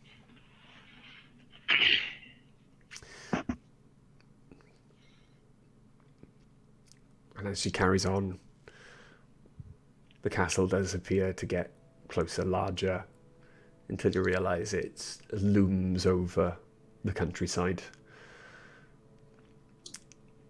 Houses, well, small houses and farmhouses start to appear like sporadically in the countryside until they start to get closer together, until you ride into what is a small village. And it's built, there's maybe 200 feet or so of clear ground between the village and the bottom of the hill. There are no houses built up on the hill. That is just the castle apart from everything, dominating the wherever you look, looming over them, casting a shadow on the town. But as you get to this clearing, then the clear piece of land between the village and the hotel itself, there are... Hotel? Hotel. Castle. The village and the castle itself. There is a large gathering of humans, and they do not look happy. I'm going to get off the horse and fly the last distance, even though I'll be slower. Okay. I want the showier entrance. I'll fly alongside you on the nightmare. Yeah. Okay. I want the showier entrance with me, Ace, Oriana, Okay. leading. In front of Gwen. Guinevere gestures to the guards, and they begin to ride slowly forward, just calling out, not for the crowd to disperse, but at least part ways, until they eventually do, and you get to a clearing, circular clearing in the middle of all of these people, in which has hastily been built a gallows. And you can see there, maybe about 20 feet off the ground, with his neck already in the noose, is a very old, silver-haired, cut quite short, very severe-looking male elf, and he does not look distraught as his masters did. He looks angry. Did you do it? On the gallows with him are two older, quite muscular human men, and they're holding him, and they were until you arrived, or appeared to be, addressing the crowd. I'm going to go and land on the gallows directly in front of the crowd. In full Guardian armor form. With the helmet? Wings out. Helmet down. No, helmet up. I need the face. Okay. But wings spread out behind. I need the human face, yeah. I'll land, behind the gallows. Okay. They kind of take a big step back from you, Dice, as you land. And they are wielding weapons, makeshift, just axes, wood axes for chopping down trees. Not made for war or battle, but they're about to strike you until they realize your face is not one of an automaton. And they kind of... I do make lightning run at my arms a little bit, though, just a hint of... I wouldn't. Why are you here? Bonjour, my name is Dice. I'm here to find out what has happened. If you'd be willing to speak with me. Delay your execution for a short time. I can see people are very angry, and I would like to know what has happened, if you would be kind enough to share that information with me. I put the wings away now. Roll a persuasion check. I can't, Richard. Have my character sheet out. I can give an assist on it if you I want. was going to say, do I get advantage for being really impressive and shiny? And having just landed, As you've all just rocked up, Intimidation. I'll give you advantage on persuasion. thank you. Well, that's probably good because I rolled a 17 and a 2. 19. Okay. I prefer that to the 2. This one, the steward of the L'Enfant's estate, this cruel bastard, he has killed our herdsman. And for that, now that we are free to do so, and he holds up his arm and he shows the cuff which he has tied on because it no longer clasps closed. And on it, you see this was probably one of the real ones, as the gem is no longer green, it is white and pale. Make me a perception check, dice, because you're the only one close enough. Certainly. 11 plus 6. 17. Okay. As you check the cuff, noticing that it's gone, that it's turned the milky white, and you look right and you see the cuff on the other one, on the opposite side of this elf, is also milky white. You catch the elf. And you notice then, on his collar, there is a brooch. And it is still sickly green. This elf is not under his own direction. You see, you know your cuffs that you are wearing now? Oui. Well, wearing by choice now. Oui, You see yes. how the gem has faded to white and no longer functions. The one on his collar functions still. His masters recently arrived at Lady Guinevere's farm, crying, devastated. They had hurt humans for so many years. He, though, is still under control, the entity that was controlling them. I know this is a lot to take in, believe me, We but are meant to forgive them because they cry now and feel guilt. they do not remember what they did. To me, to you, to any of the humans. I will remind them with the sharp side of my axe. Would you remind... I don't know. If there was a human who had, through insanity, hurt you and did not remember, would you hurt them? It wasn't them at the time. Perhaps they were under a magician's power. Would you hurt a human then?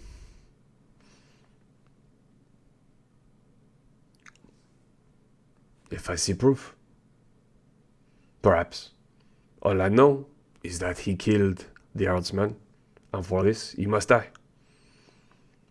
Let me look at his gemstone and see if there is anything I can do to sever its power. Let me try first, and then speak to the man behind it and make the choice.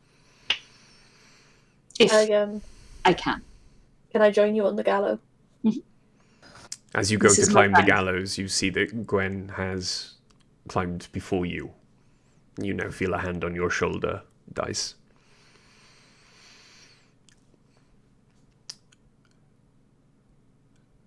These lands have been given to me this day by its previous owners to do with as I will. I was due to visit later to inform you all of your freedom and continued employment if you wish.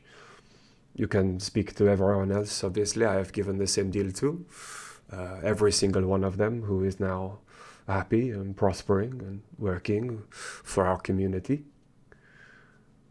However, I will also make sure that any who do wish to live and survive in my community must abide by its laws. One of its laws is everyone deserves a fair trial in front of a jury of their peers. And, as far as I can see, she looks around, apart from He and I, there are no other peers of his present. Bless you. It depends what you term a peer. A trial could still be sought, but he would need to be under his own control. It's not fair to try someone who cannot speak for himself. She squeezes your wrist.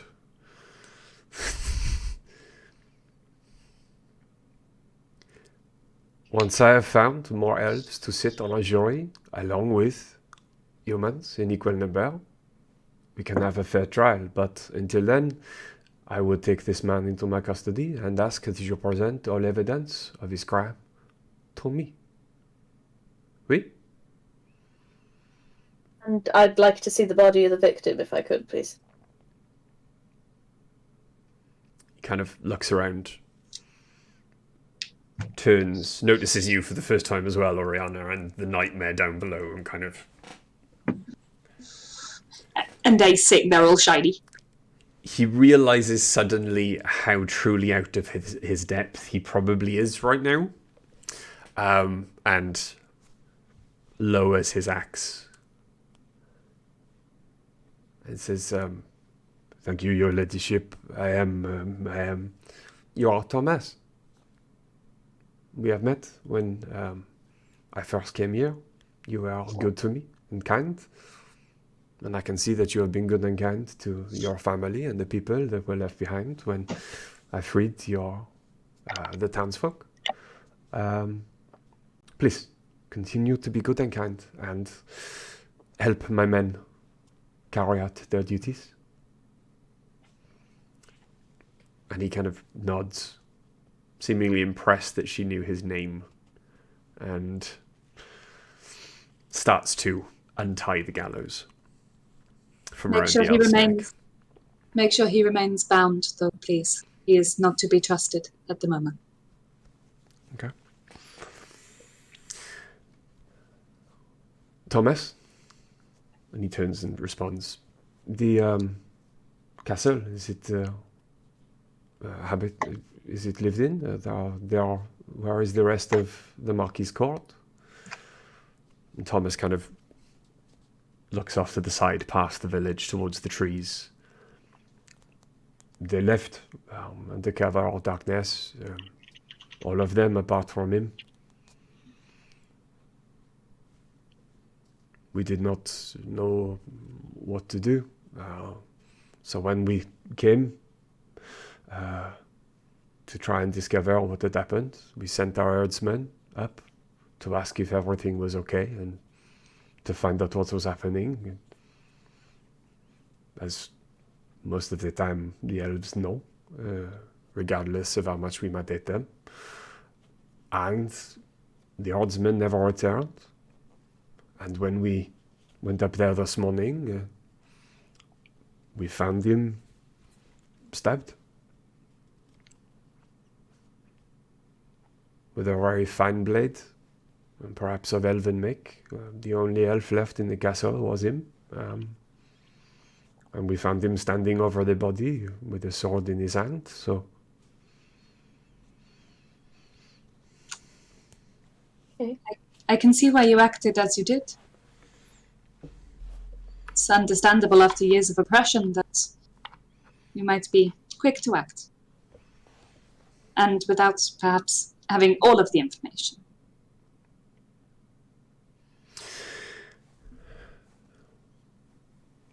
We will show you to the castle. Thank you. Thank you. You seem very nice. It's nice to meet you. My name is Dice, and I'll hold my hand out, like, properly now. But I'll make the armor shift away so it's actually like a skin hand that's reaching out, not a metal hand, because that's a crap handshake. I don't know if there's a more gross way to describe it than skin hand. Flesh hand? I'd like to shake your flesh hand, sir. Let me touch you with my skin hand. After a moment, then slightly taken aback by the shifting of the metal, he does gingerly hold out his hand and then shakes yours before letting go quite quickly. and moving off towards the castle. I cover my skin hand. Cover the skin. As you are all making your way up to the castle then, Quill, you find yourself in a forest. Unlike outside in the open, as you are running through the vineyards, the air is very cool. The shade is almost complete, just tiny, small beams and shafts of light coming through small breaks in the canopy above, but it is almost dark in here, even though by your reckoning it's about midday. The sun is at its apex. And as you look around, it is eerily quiet. More quiet than it was in the fields, and there were no animals or people there. It is almost as if the forest has held its breath since you entered. What do you do? I take off my coat and my hat, and I sling them over a branch somewhere, not too carefully. And I drop to my knees and push my fingers into the dirt, breathing extremely hard.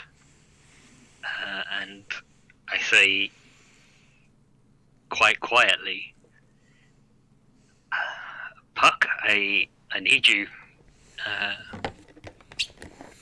need you right now. If you hear this.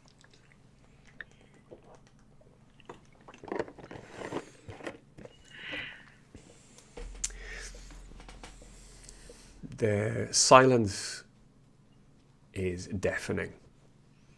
Even more so because there is no expected reply.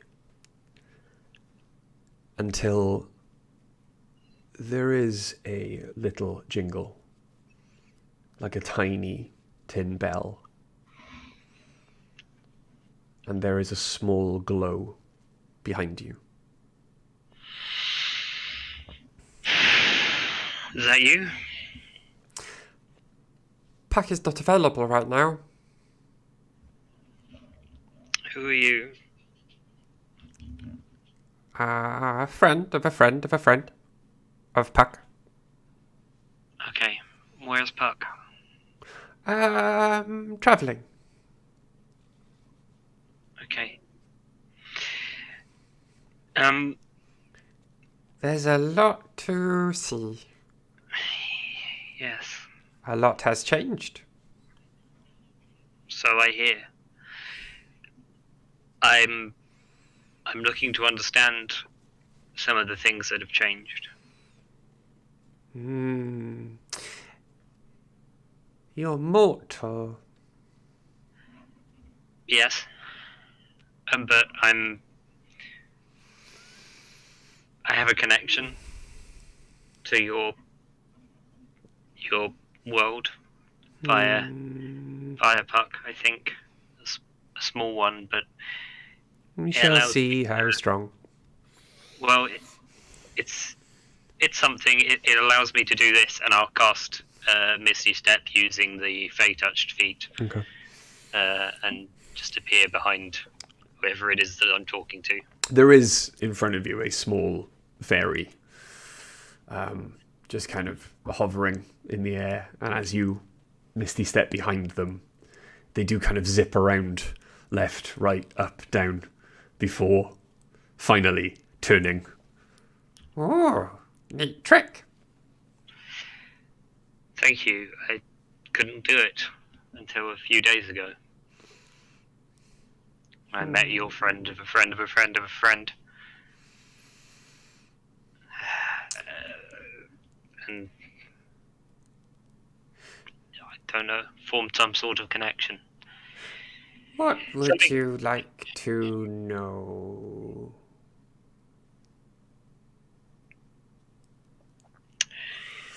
I would like to know how things have changed, what's changed in the connection between the world that I grew up in and the world that you know. For a start, we can see them. See who? Them. All of them. They were hidden previously, but now they're not. Elves? Hmm. You can see them. You couldn't see them before. No. The mortal ones, the children of the Fae, were mortal to us. Very long lives to you.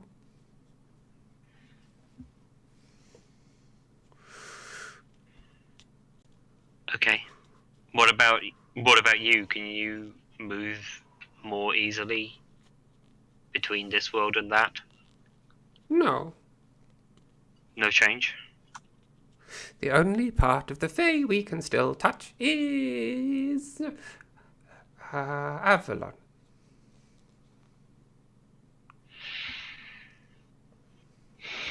I think I need to go there. Suddenly, the fairy changes, and instead of a glow, you can see like wearing a fine elven suit and a monocle with like a book and a quill in their hands. You know how in certain countries they have, what would you call them? Embassies. So they would be considered the sovereign soil of another nation. Yes? And points the quill at you. Yes. Well, imagine Avalon, sovereign soil of the Feywild in your plane. Yes? Yes.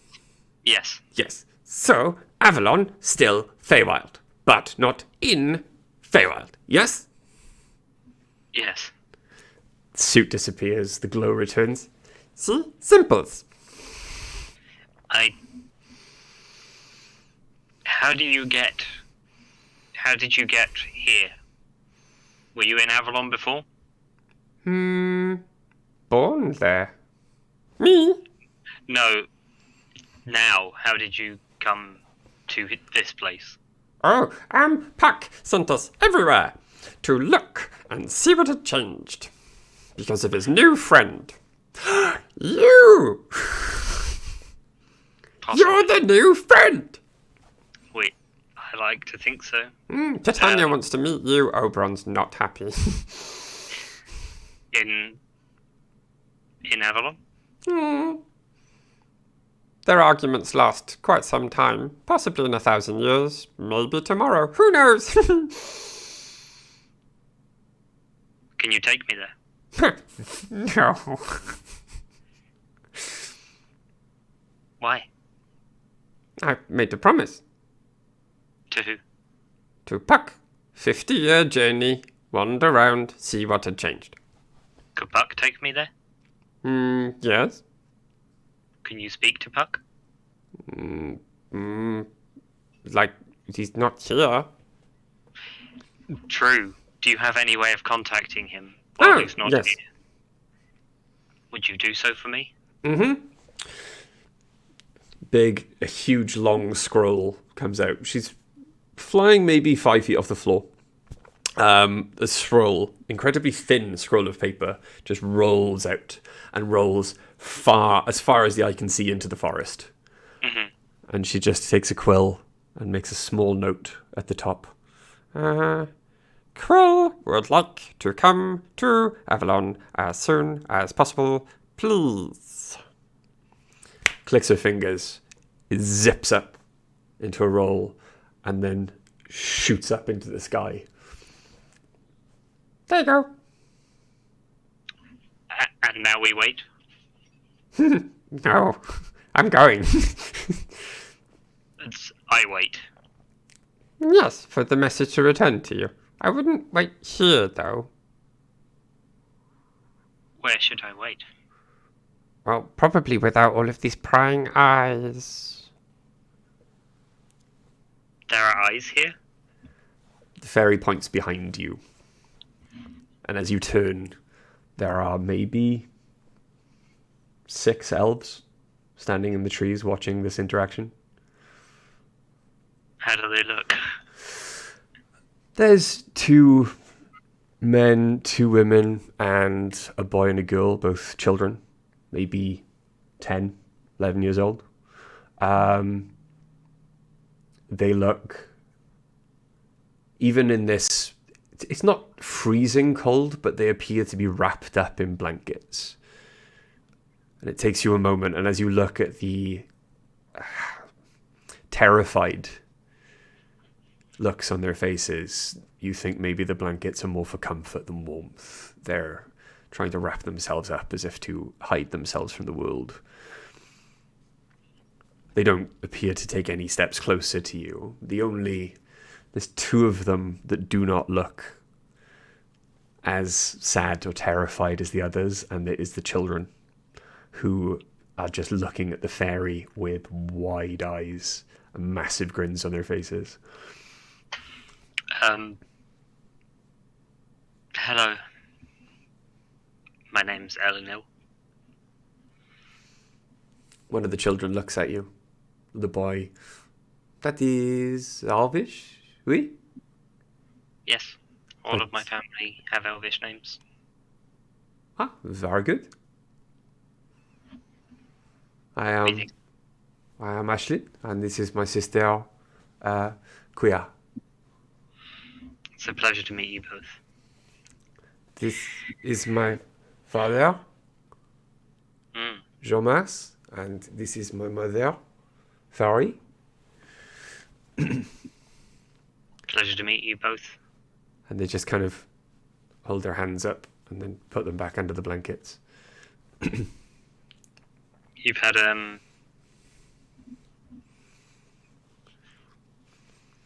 something of an awakening. And they all kind of look at each other. As from a nightmare that's lasted years, I presume. The oldest male kind of steps forward, and you can see the lines on his face. You have described it exactly as we have all described it to each other. Have you had a similar awakening? No. But I'm very sorry. I know how hard this must be. It is true, though, that it is just the elves, I suppose. We believe so. Can But a you lot's going to change for a lot of people. perhaps tell me more at our camp? Are there more of you? There are our mother. She is older and more frail.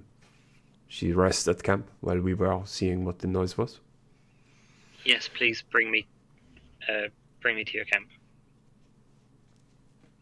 And please come. And he walks off into the distance.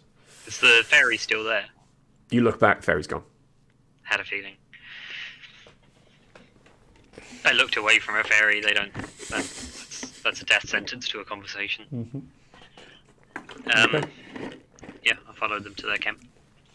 As you are following them to their camp, then the rest of you, you arrive at the Castle de l'Enfant. It is eerily quiet again, as everyone who once lived there has now vacated the premises. It is strange for a structure so large to have no sounds of life at all coming from it. But you are shown in to the main entrance hall, and you are taken immediately off to the left into a very large, what appears to be meeting room, like an office. All wood-paneled walls, huge wooden table in the middle with about 12 chairs going all around it, with one large grander chair for the whichever one of the lord or lady of the house was heading the meeting.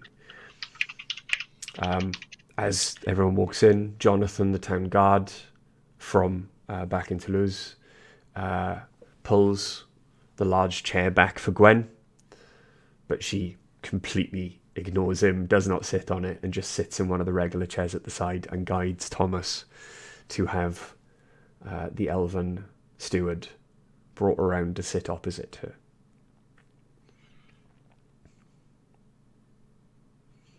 He sits down on the chair. He looks around with a smirk, a sneer on his face, but does not say anything as he takes in all of the congregated humans around him. He seems disgusted by humans in armor, especially you, Dice and Ace, as your armor seems to be, and you seem to be more heavily armored and armed than everyone else in the room. Yep. I'm gonna take the skull and just take it from my side and put it on the table in front of me and just make it look at the steward. The steward kind of balks at this and then looks at the skull, looks at you.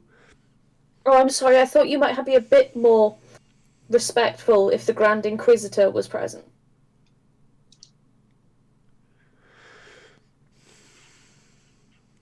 He looks at first like he doesn't believe you. Roll me a persuasion check. Why'd you get Charlie to roll these?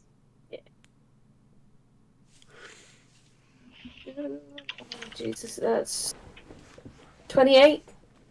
28. Yeah. Okay.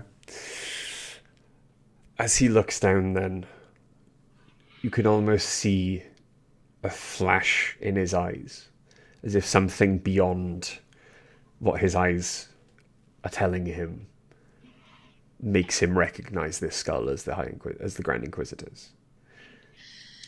Right. Yeah. Can I go around and inspect the brooch and see if I can work out any magical way to break the connection? But while I'm doing it, I'd like to be just... I'm going to ask Ori. Ori, could you explain to this gentleman why his worldview is so wildly wrong? And then I'll start looking at the brooch and seeing if there's anything I can do, having had quite a lot of experience with the magic of the crystals by now. Okay. Roll me an Arcana check then. This is where I'm good at. I've lost my character sheet again. Oh! I got a natural 20. So that would be 30. Okay.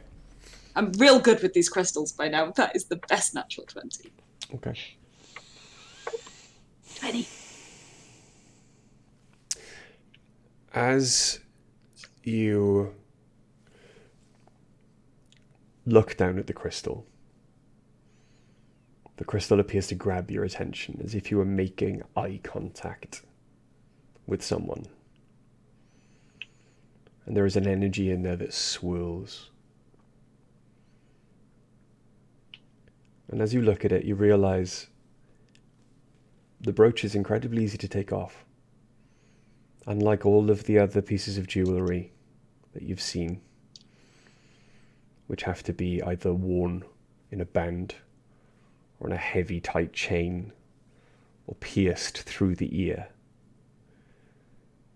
This brooch is incredibly easy to take off, and it nags at your mind the magic and what you've heard about the ritual, and it nags at your mind the knowledge from Quill that some of the Inquisition appear to still have their power, even though you've destroyed this heart. And as your mind begins to throw all of these ideas around, all of the knowledge you've gained, what little you've gained since the event, everything starts to come into sharp focus. Because why would the Grand Inquisitor have had the power of this crystal before his heart was used in its creation? How did he have his heart changed, if it was? If everyone else who's been affected by this has had their heart changed, but now they're free, why didn't it work on this person, or the High Inquisitor, or all of his closest people? And you haven't heard from some others yet. And you get the idea, again, some people resisted, some people couldn't go through the ritual because they didn't have any magic. Like the prince, the abdicated prince, your friend. What if there's a choice? What if, during the ritual, there was a choice? And if you refused it, it was forced on you, and it completely changed who you were. But if you accepted it, if the great source of that power that was keeping all of the people who refused the ritual in check was broken, might that not affect the people who willingly embrace the darkness? Might that still be why they have the power? So even if this brooch was taken off, Nothing the would elf change. sitting in front of you would still be as cold and heartless as the day he was born. So I'll stay staring at the brooch for a while. And then I'll step away and go, this one... Sorry. It's okay. This one is different, Ori, Ace, Gwen, Thomas. I think he willingly accepted the deal, the power, whatever. It wasn't forced on him like the others. I think, and I'm going to put my hand on his head and just like push him and go, I think his heart is actually this dark. I can't help him. You speak nothing. You speak of what you do not know. You made a deal with the nothing when you went through a ritual when you were a teenager. Some people refused it, so No. they had it forced on them. No? I was shown the grand future of elven superiority over the lesser races that had kept us back for so long. You see You what mean I mean? this? I lift the skull up and go, you mean this future? You know, he was surprisingly easy to kill. Barely a challenge. You just burnt. So, you have removed the head of the snake. A new one will grow to take his place. We have you plans for that tiny one. Inquisitor, yeah. We already know which snake will take his place. With But his most obsession with tieflings. of the elves that were bound by this power are good people. And they They will, deserve a chance. unless they acquiesce, all be killed.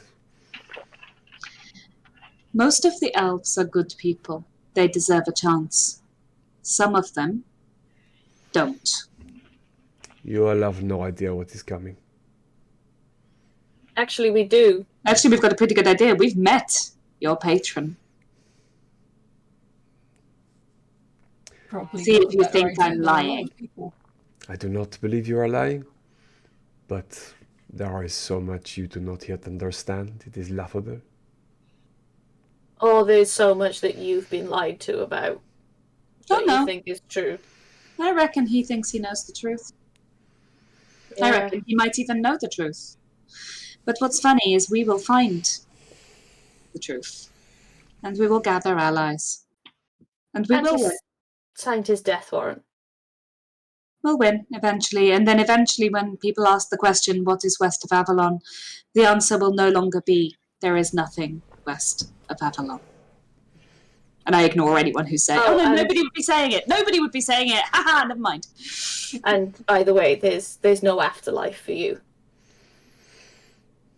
Oh yeah, because all the planes are closed off from each other, there's nowhere to go.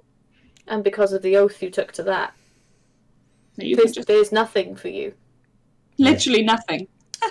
My soul will be swallowed by the darkness, and in killing me, only make him stronger. I welcome death. Why would we kill you? That would make us as bad as you. Pardon? Or better still, that would mean that we were feeding energy to something that eventually we fully intend to kill. Wouldn't it be better to put you somewhere nice and safe?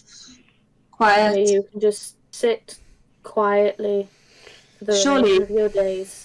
I'll turn around to Thomas and go, surely that would be a better punishment for the murder of one who was innocent. Death doesn't scare this one. Imprisonment. Death isn't a punishment. I will starve myself to death. Yeah, you could. or they could force feed you. I doubt they'd bother. It's a really painful way to go. Slow, painful, miserable. Most people break before they reach that point, having no idea what I'm talking about. You're welcome to ask me to lie here. But I'm assuming not so much lying. Make an intimidation check. With advantage because of... So you can have advantage from me. I was going to say, Ori's sitting there with Ori the from the skull. nightmare. Oh, that's cold. I'm just intimidating in general. Okay, 19 plus 21. I rolled a 17 and a 19.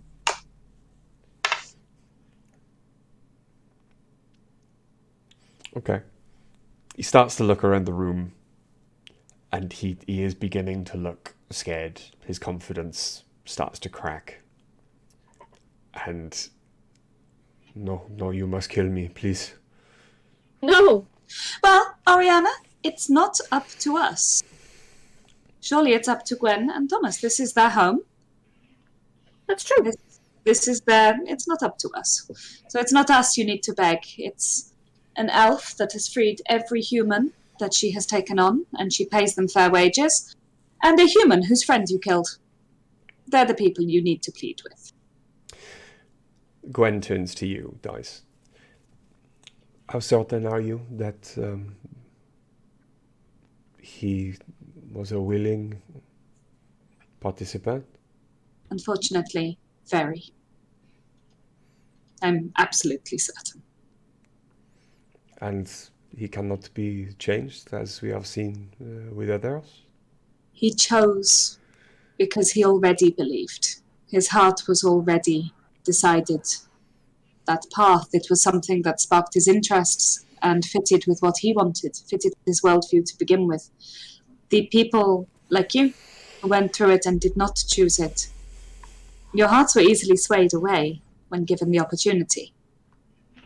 This one, though, that's why he stays as he is, and why some of the Inquisition have stayed as they are, because they believe in elven superiority over all lesser races. They believe it truly in their hearts. And they are lost because of it. We've seen evidence to support this previously. Quill has.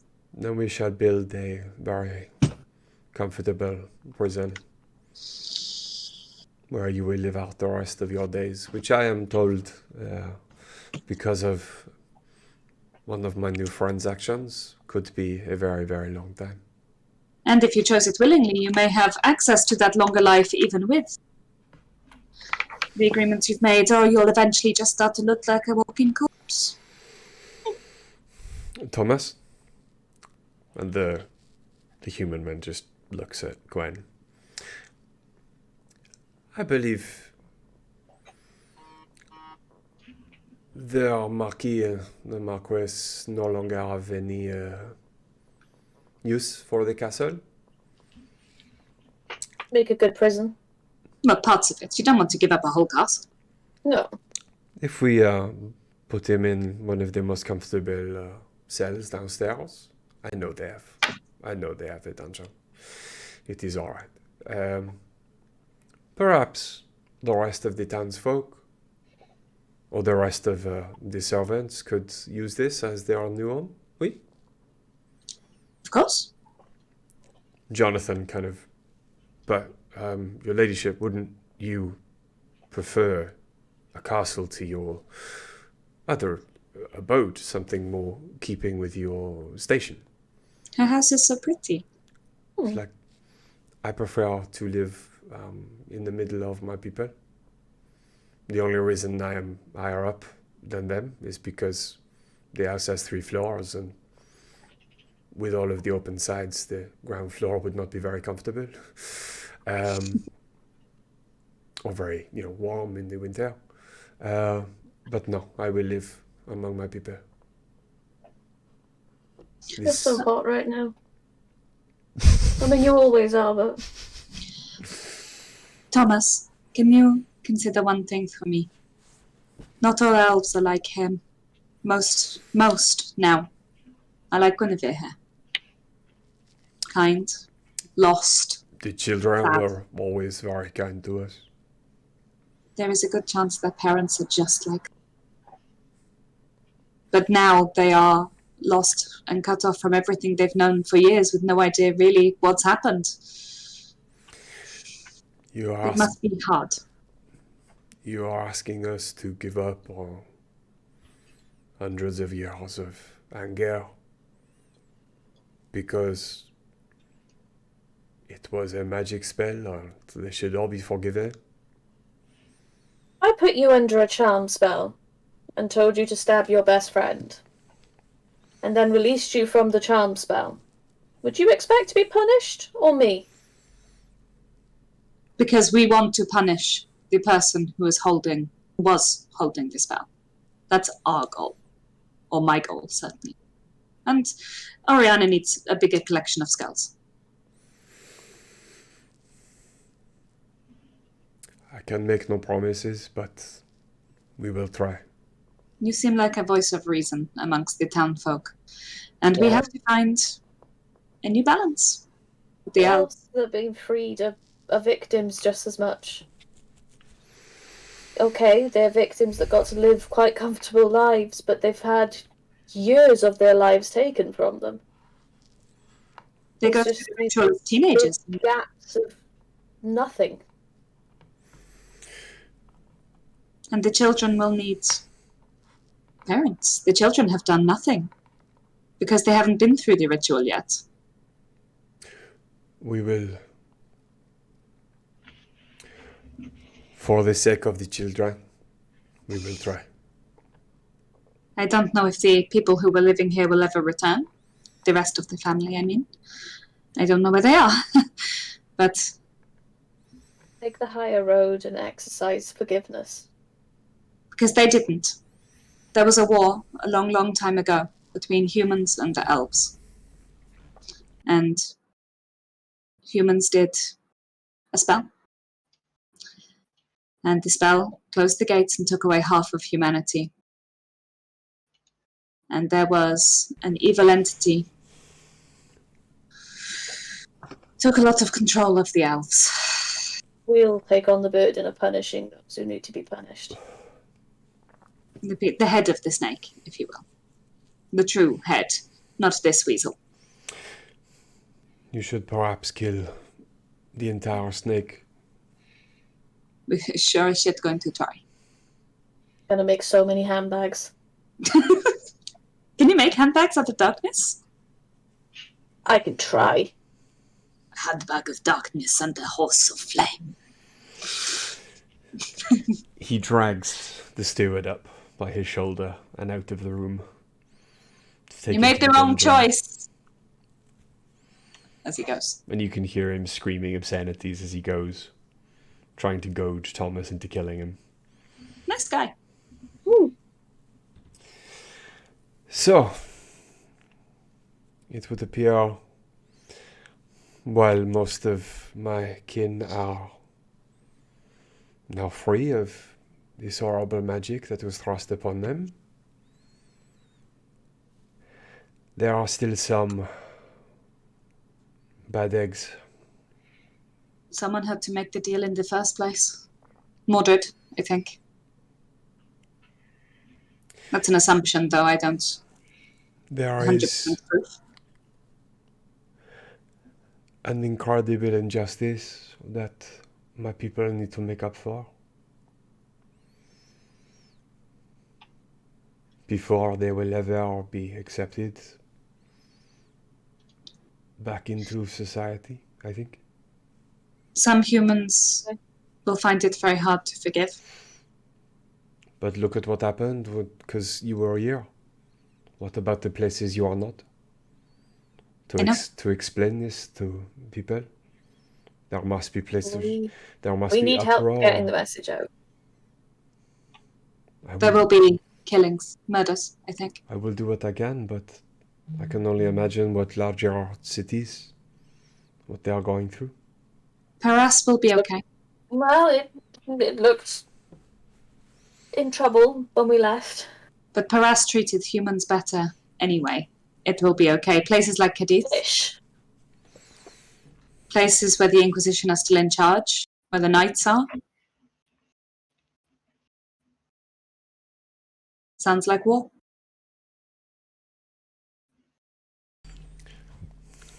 It will be a war that the Empire cannot win. No. If there is civil war within the borders, then the war at our borders will eventually collapse in on us. And some of it had already started. Before this, there was unrest in, what do we call London? Bri, help me. Londinium. I kept thinking Nodnol. Am I in Red Dwarf world? In Londinium, there was something about nature attacking. There were something. There are allies the humans have, I think, in some of those places that will help. The Empire is not limitless. Things will change, but eventually it will settle down for the better. But lives, I think, will be lost in the meantime. And I think that is what is hitting Quill so hard, is how many people have been impacted by a split-second decision. But even if the Empire... My ex-husband was a warmonger. He enjoyed it, even though he had never seen a day's fighting in his life. Divorce finalised now. Well...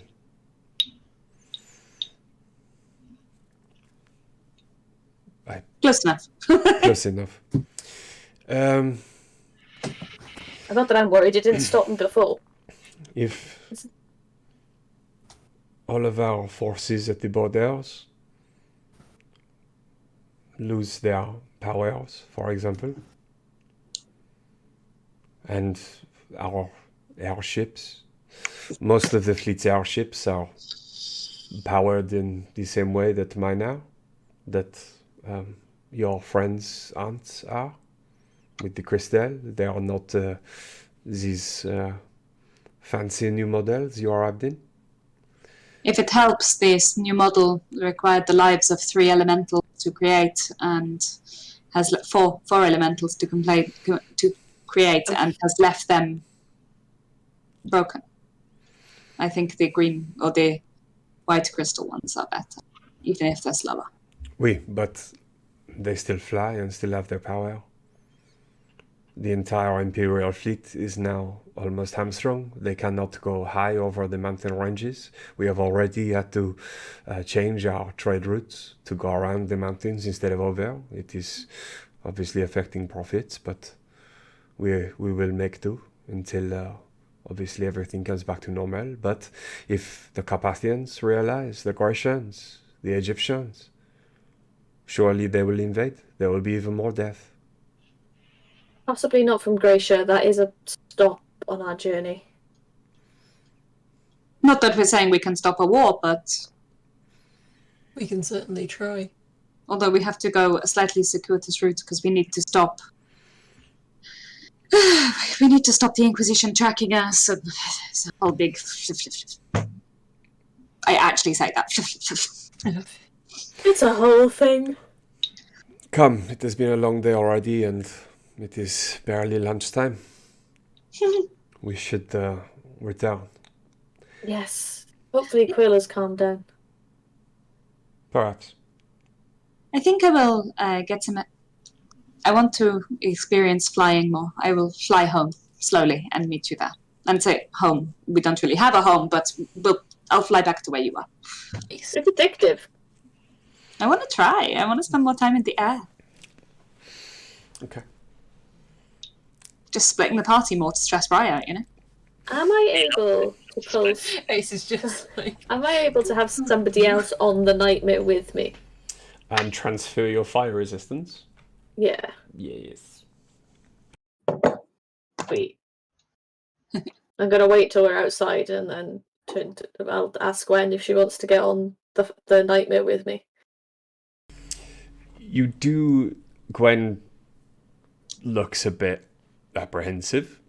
But even as you communicate this to Gwen, you do notice the nightmare's flames dim a little. As if the nightmare heard you and is making it easier. And Gwen... Hello? You want a ride? Ace, you have winged boots and actually can fly, by the way, just so you know. Not attuned. Not attuned to them. If you did, you could. And I'll ride and lead the other horse back home. Various horses all following you while me and Ori are like, wee, birds! Gwen does then smile at you, Oriana, and leaps up onto the nightmare behind you. Ace will start getting all of the reins for the others and sort of attaching them to their horse as best they can. It's a good thing their horse is bigger. Yeah, I'll take off Okay. and make sure Gwen's holding on tight. Gwen is holding on very tight. And as you all make your way back to the central house in Toulouse, Quill. Hello. It takes maybe 20 minutes, but eventually you do break into a small clearing. You can see a lot of broken branches and trees. They've cleared most of this out themselves recently. You can see the fresh breaks and snaps in the wood. But there is a very small campfire, a couple of the most haphazard tents you've ever seen in your life. These are people who did not previously know how to make a tent, but were aware of the concept of one. They've basically got some very rickety lean-tos made. But there is an older elven woman then sitting by the fire, bundled up, keeping herself warm. And as she looks up, Bonjour? Bonjour. You are not elven? True. Were Is that a we? problem? I cannot remember. Were we nice to the Tabaxis? The elven man goes, I do not think that we were very nice to anyone. Oh, and I welcome you to my fire, and I am sorry for any insult that my race has cast upon you. I am too old for guilt. Come, sit. Thank you. I will, and I forgive you. From my perspective, anyway, I don't have the authority to forgive on behalf of others. I am too old for forgiveness. The younger ones can work towards forgiveness. I am apparently too old, though yesterday I was 13 and having a terrible dream, and now I am apparently 90 and can no longer dream. Do you still have your crystal? Oui. And she holds up her liver spotted gnarled hand, and on it is a very beautiful ring, with again the quartz now in it instead of the green crystal.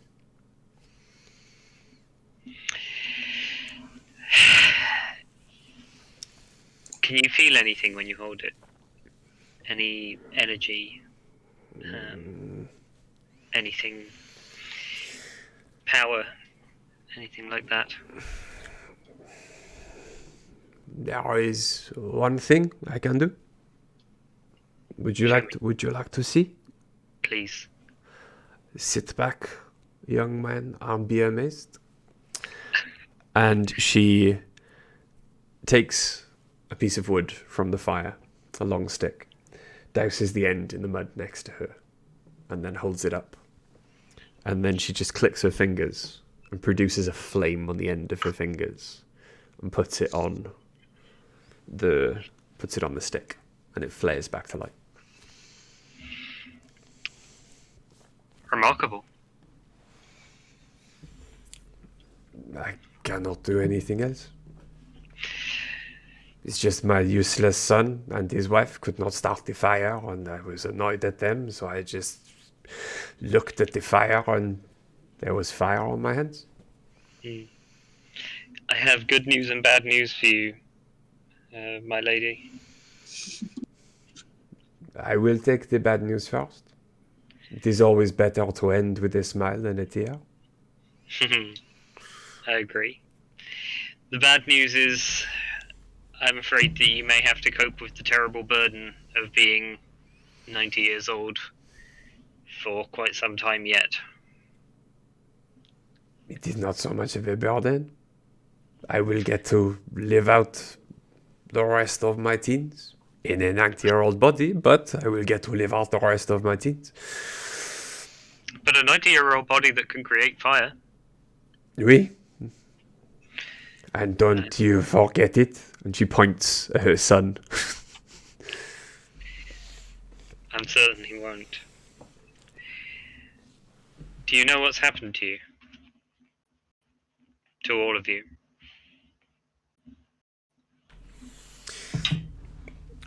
No. All we know is that when we were all meditating last night, a vision, and like a dream, came to us, telling us to go back to the forest. That's good.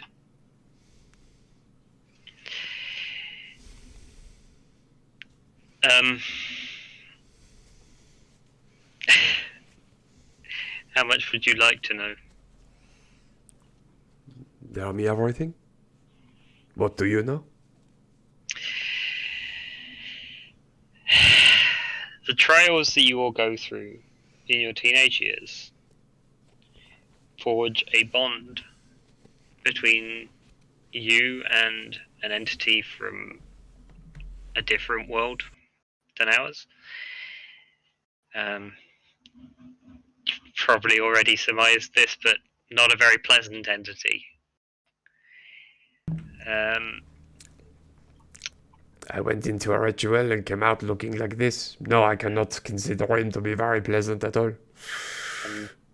I believe you have some memories of how you treated people while you were under this entity's influence. You were far from alone in that. I am fortunate to have the knowledge that I was always a bit of a crotchety bitch, so I treated everyone exactly the same. Elves, humans. Admirable.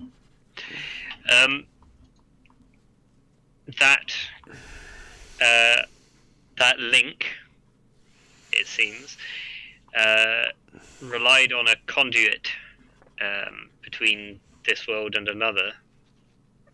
A conduit which, for good or ill, I severed recently. For good and ill, I strongly suspect. Tell me, Tabaxi, stranger in the forest, your actions, have they secured the mythical long life and long future for my children, for my grandchildren? I believe so. Are they free of the influence of this entity? Yes, I believe so. For now, at least. Then regardless of what we remember, regardless of what we feel, regardless of the guilt, of the suffering, you did the right thing.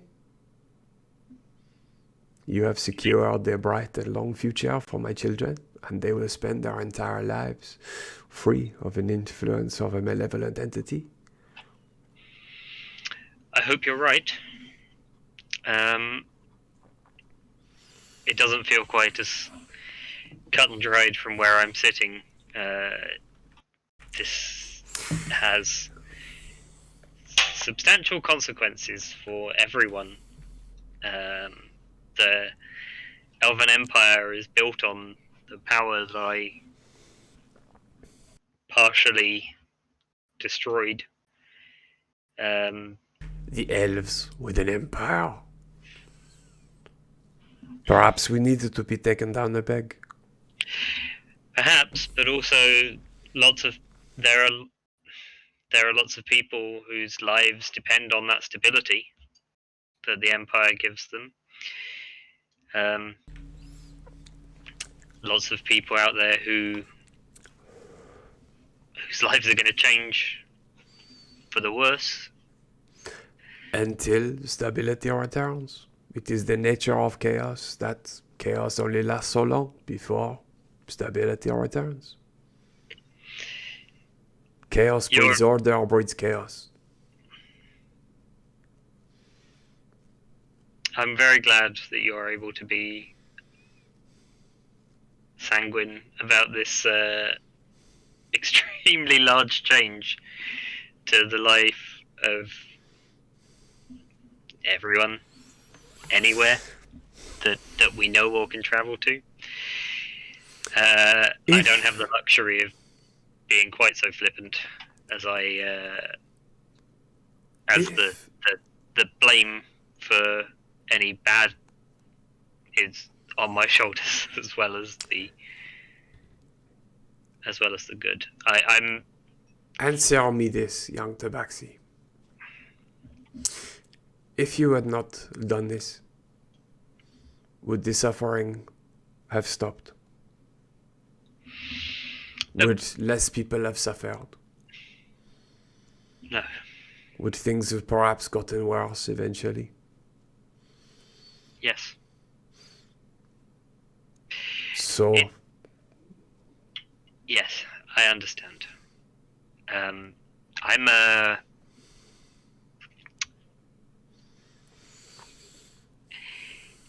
I haven't really been a part of anything like this before. I travel with some people who are very consequential. Heroes, that it's my very great honor to be in their presence. But I'm not like them. I don't change things. I do my small bit here and there, but I've spent my entire life trying to avoid responsibility, and now it seems that I'm responsible for. But wait, you said you were not like them. So they did this thing and you were just there. No. But you said you are not one to affect change. You are not a hero. You are not consequential like your friends. It was an accident, my lady. You think heroes are made on purpose? The ones I know, I think they've made choices to become the people that they are. In just. Have you asked them? No.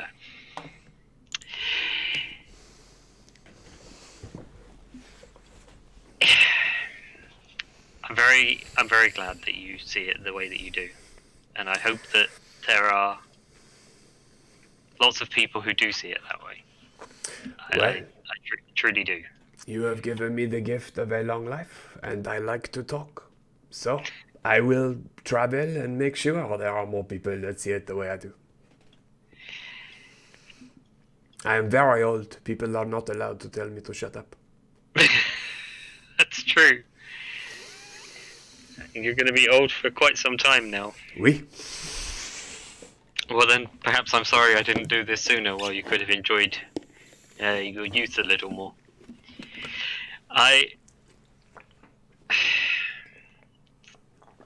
What are you all going to do now? We are going to travel, as our dreams have told us, to the old forests in the north. And there, in the vision, we were to meet up with many others of our kind. And from there, we will see. Okay. Hopefully the door at the bottom of the tower will open. And the bearded old man will greet us. And we will hear his words, unlike the silence of the vision.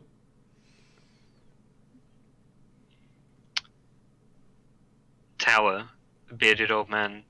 Describe him to me. A human man, ancient in years, impossible to tell. Long white beard, bright blue eyes, alive with power. The tower impossibly large, thin in the center with a hut on top. Is she describing the tower from Sakai's dream? I know it. I know the tower. I know the man. Yeah. I had a vision as well. For us, the tower will be in the north. Perhaps for you, the tower will be on your way. Perhaps. I feel like I need to go somewhere else, though. I feel like I need to visit. What do you know of Avalon?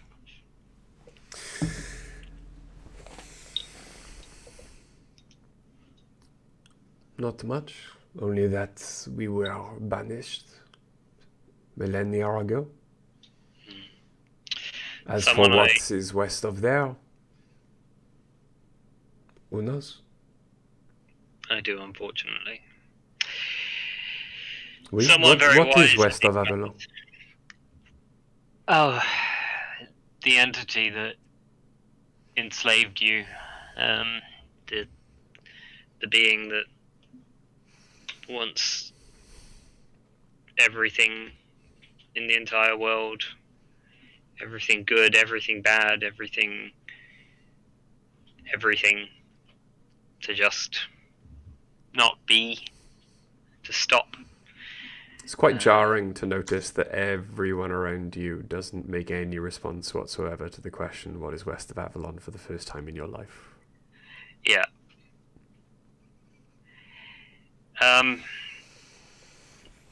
Yes. Nothing good. Well, nothing. The Nothing is the name of the entity. It's the stuff of nightmares, honestly. And it's not going to be west of Avalon forever, they say. It's coming. And perhaps they might need someone who is inconsequential, does not like responsibility, but travels with heroes to do something about it. Oui? Perhaps they'll need someone who's old enough that no one can tell them to shut up. If they call me, I will answer, because I will not be shutting up. I think that the man that you're going to see is not inconsequential. He, if he is who I think he is, he won't be standing on the sidelines of these events. He, Then I will put in a good word for you. Thank you.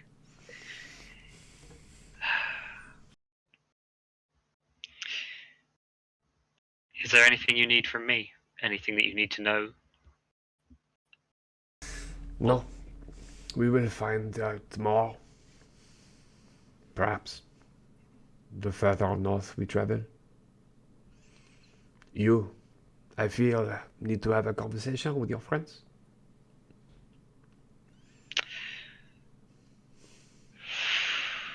I suddenly feel we're on very different paths.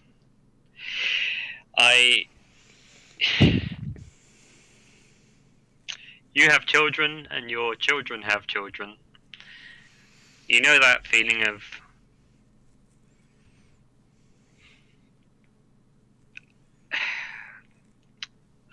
guardianship? Oui.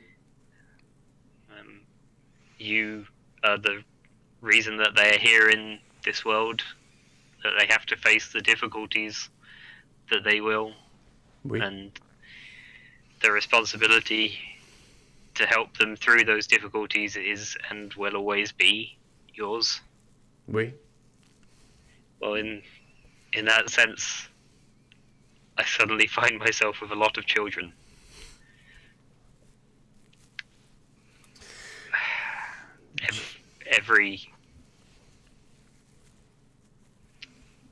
Well, almost every elf in this entire empire is a newborn in this world. And has to face it now without the insulation, the guidance that they had up until this point. It's my responsibility. I did this to them. I brought them here, and whether that's a kindness or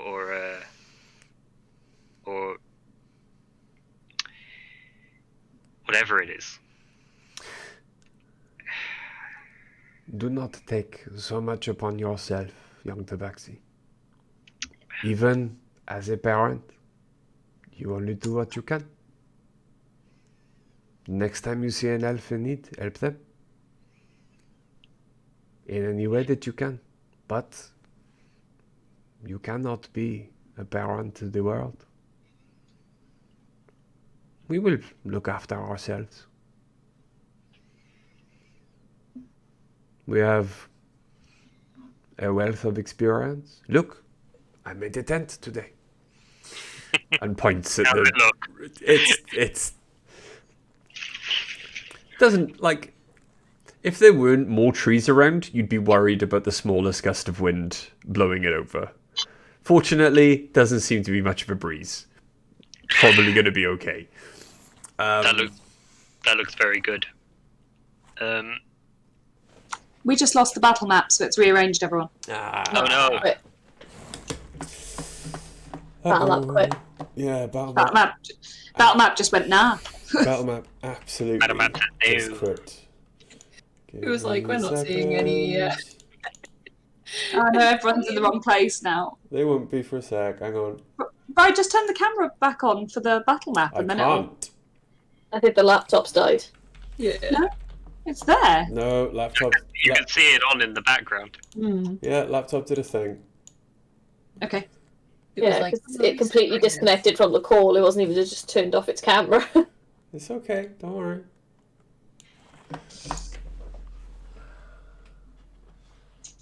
Bear with us one moment. Yeah, bear with us. Sorry. Please bear with us. We are just rearranging, well, everything. Oh, now it's back on. Yeah, everything just shifted again, which is awesome. Because I was trying to fix it, but now it's working. Yay!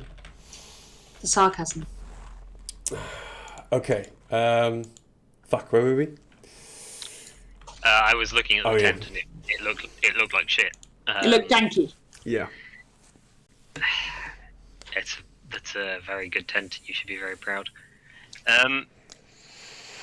Take this, and I will hold the alchemy jug out to them.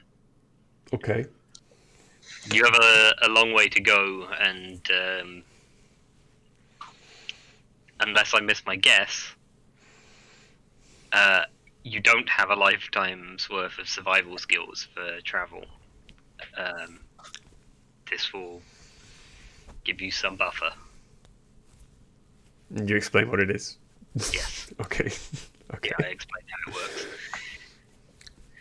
See? You are helping already. It's the least I can do for my children.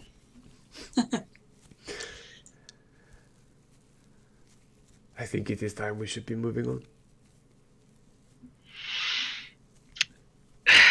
And leave this castle you've prepared yourself? We have a lot more daylight with which to cover our ground.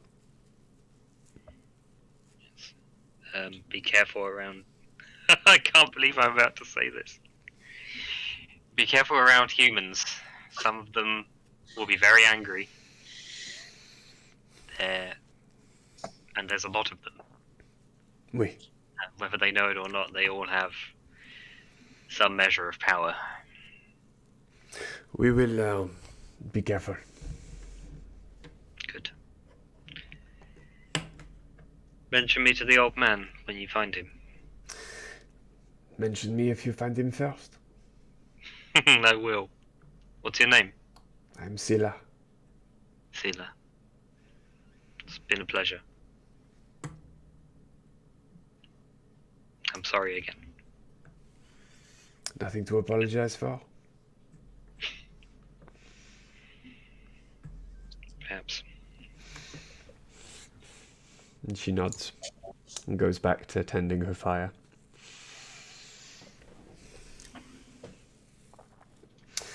And as you leave the camp, you're making your way back to Toulouse?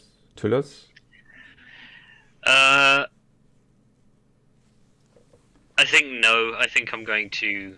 I think I'm going to set up a tent and somewhere, quieter in the woods, and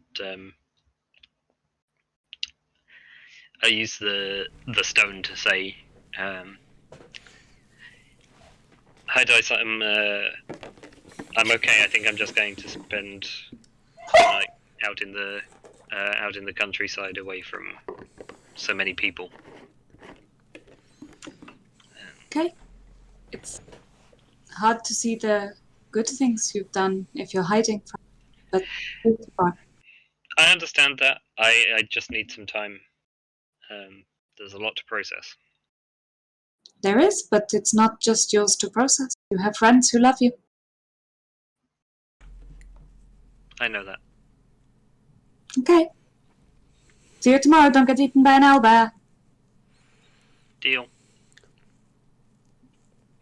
I'm going to put the stone down and be like, I am. And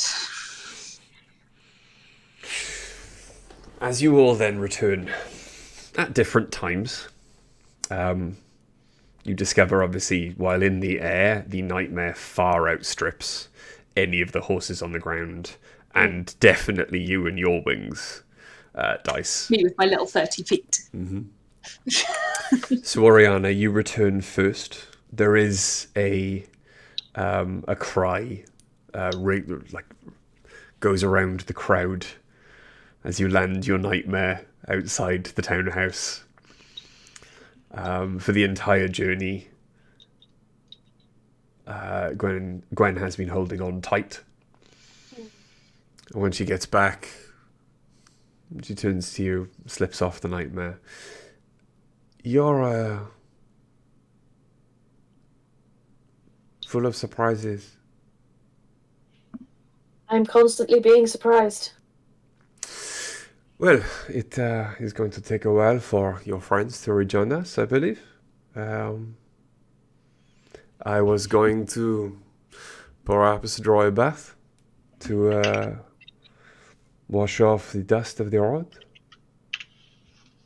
That sounds like a wonderful idea. The bath Would you like some help with that? The bath is big enough for two.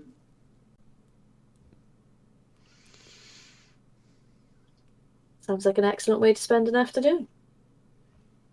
Well, at least until your friends return. They won't mind. And she takes your hand and leads you upstairs into her living quarters.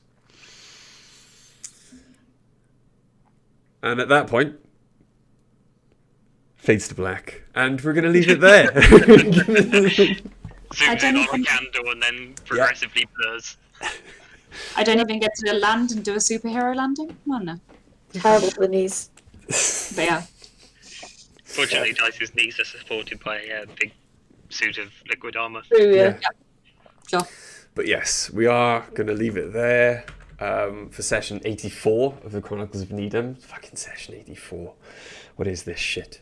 I don't even like these people, you guys. Like, I don't even like D&D. Whatever.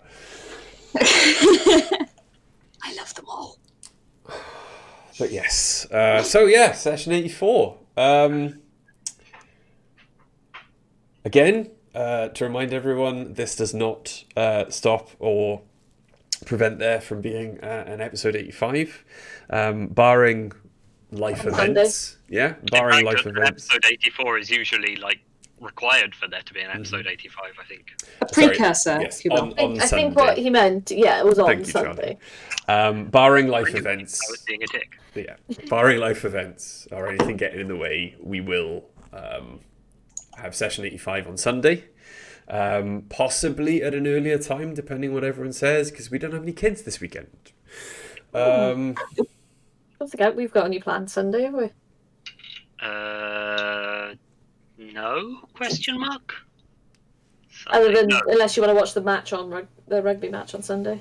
No, I don't think there's any rugby this weekend. I think it's a break week, Oh, right. There we go. Cool. which means that you can give birth next weekend if you want to. But the weekend It won't after, be 37 weeks then, Bub. the weekend after that, absolutely not. No. I know! The England-Wales match is on the day after I hit 37 weeks. Yeah, No, Which is when it's safe for me to go into labour. you better bloody not. I don't want to. I want to watch the match. Yeah. As soon as Wales win at the end, waters break. There you go. Nailed it. That's exactly what we want. Come on! Self-stream water breaking. But yes, episode 85, unless we say otherwise on our Discord on Sunday. But yeah, thanks everyone for watching, as always. Thanks. I think this week, if you are interested in a D&D with a more sci-fi bent, please join the channel at around about, I think it's 8 o'clock. They start tomorrow for Carbon 2185, if that goes ahead. If it doesn't, obviously, you will be informed if you're on Heavyweight Gaming's Discord. Apart from that, yeah. Take care. Stay safe. See you later. Look after each other. We love you guys, and we'll see you next time. Why am I so Bye, short? guys. Good night, everybody. Bye.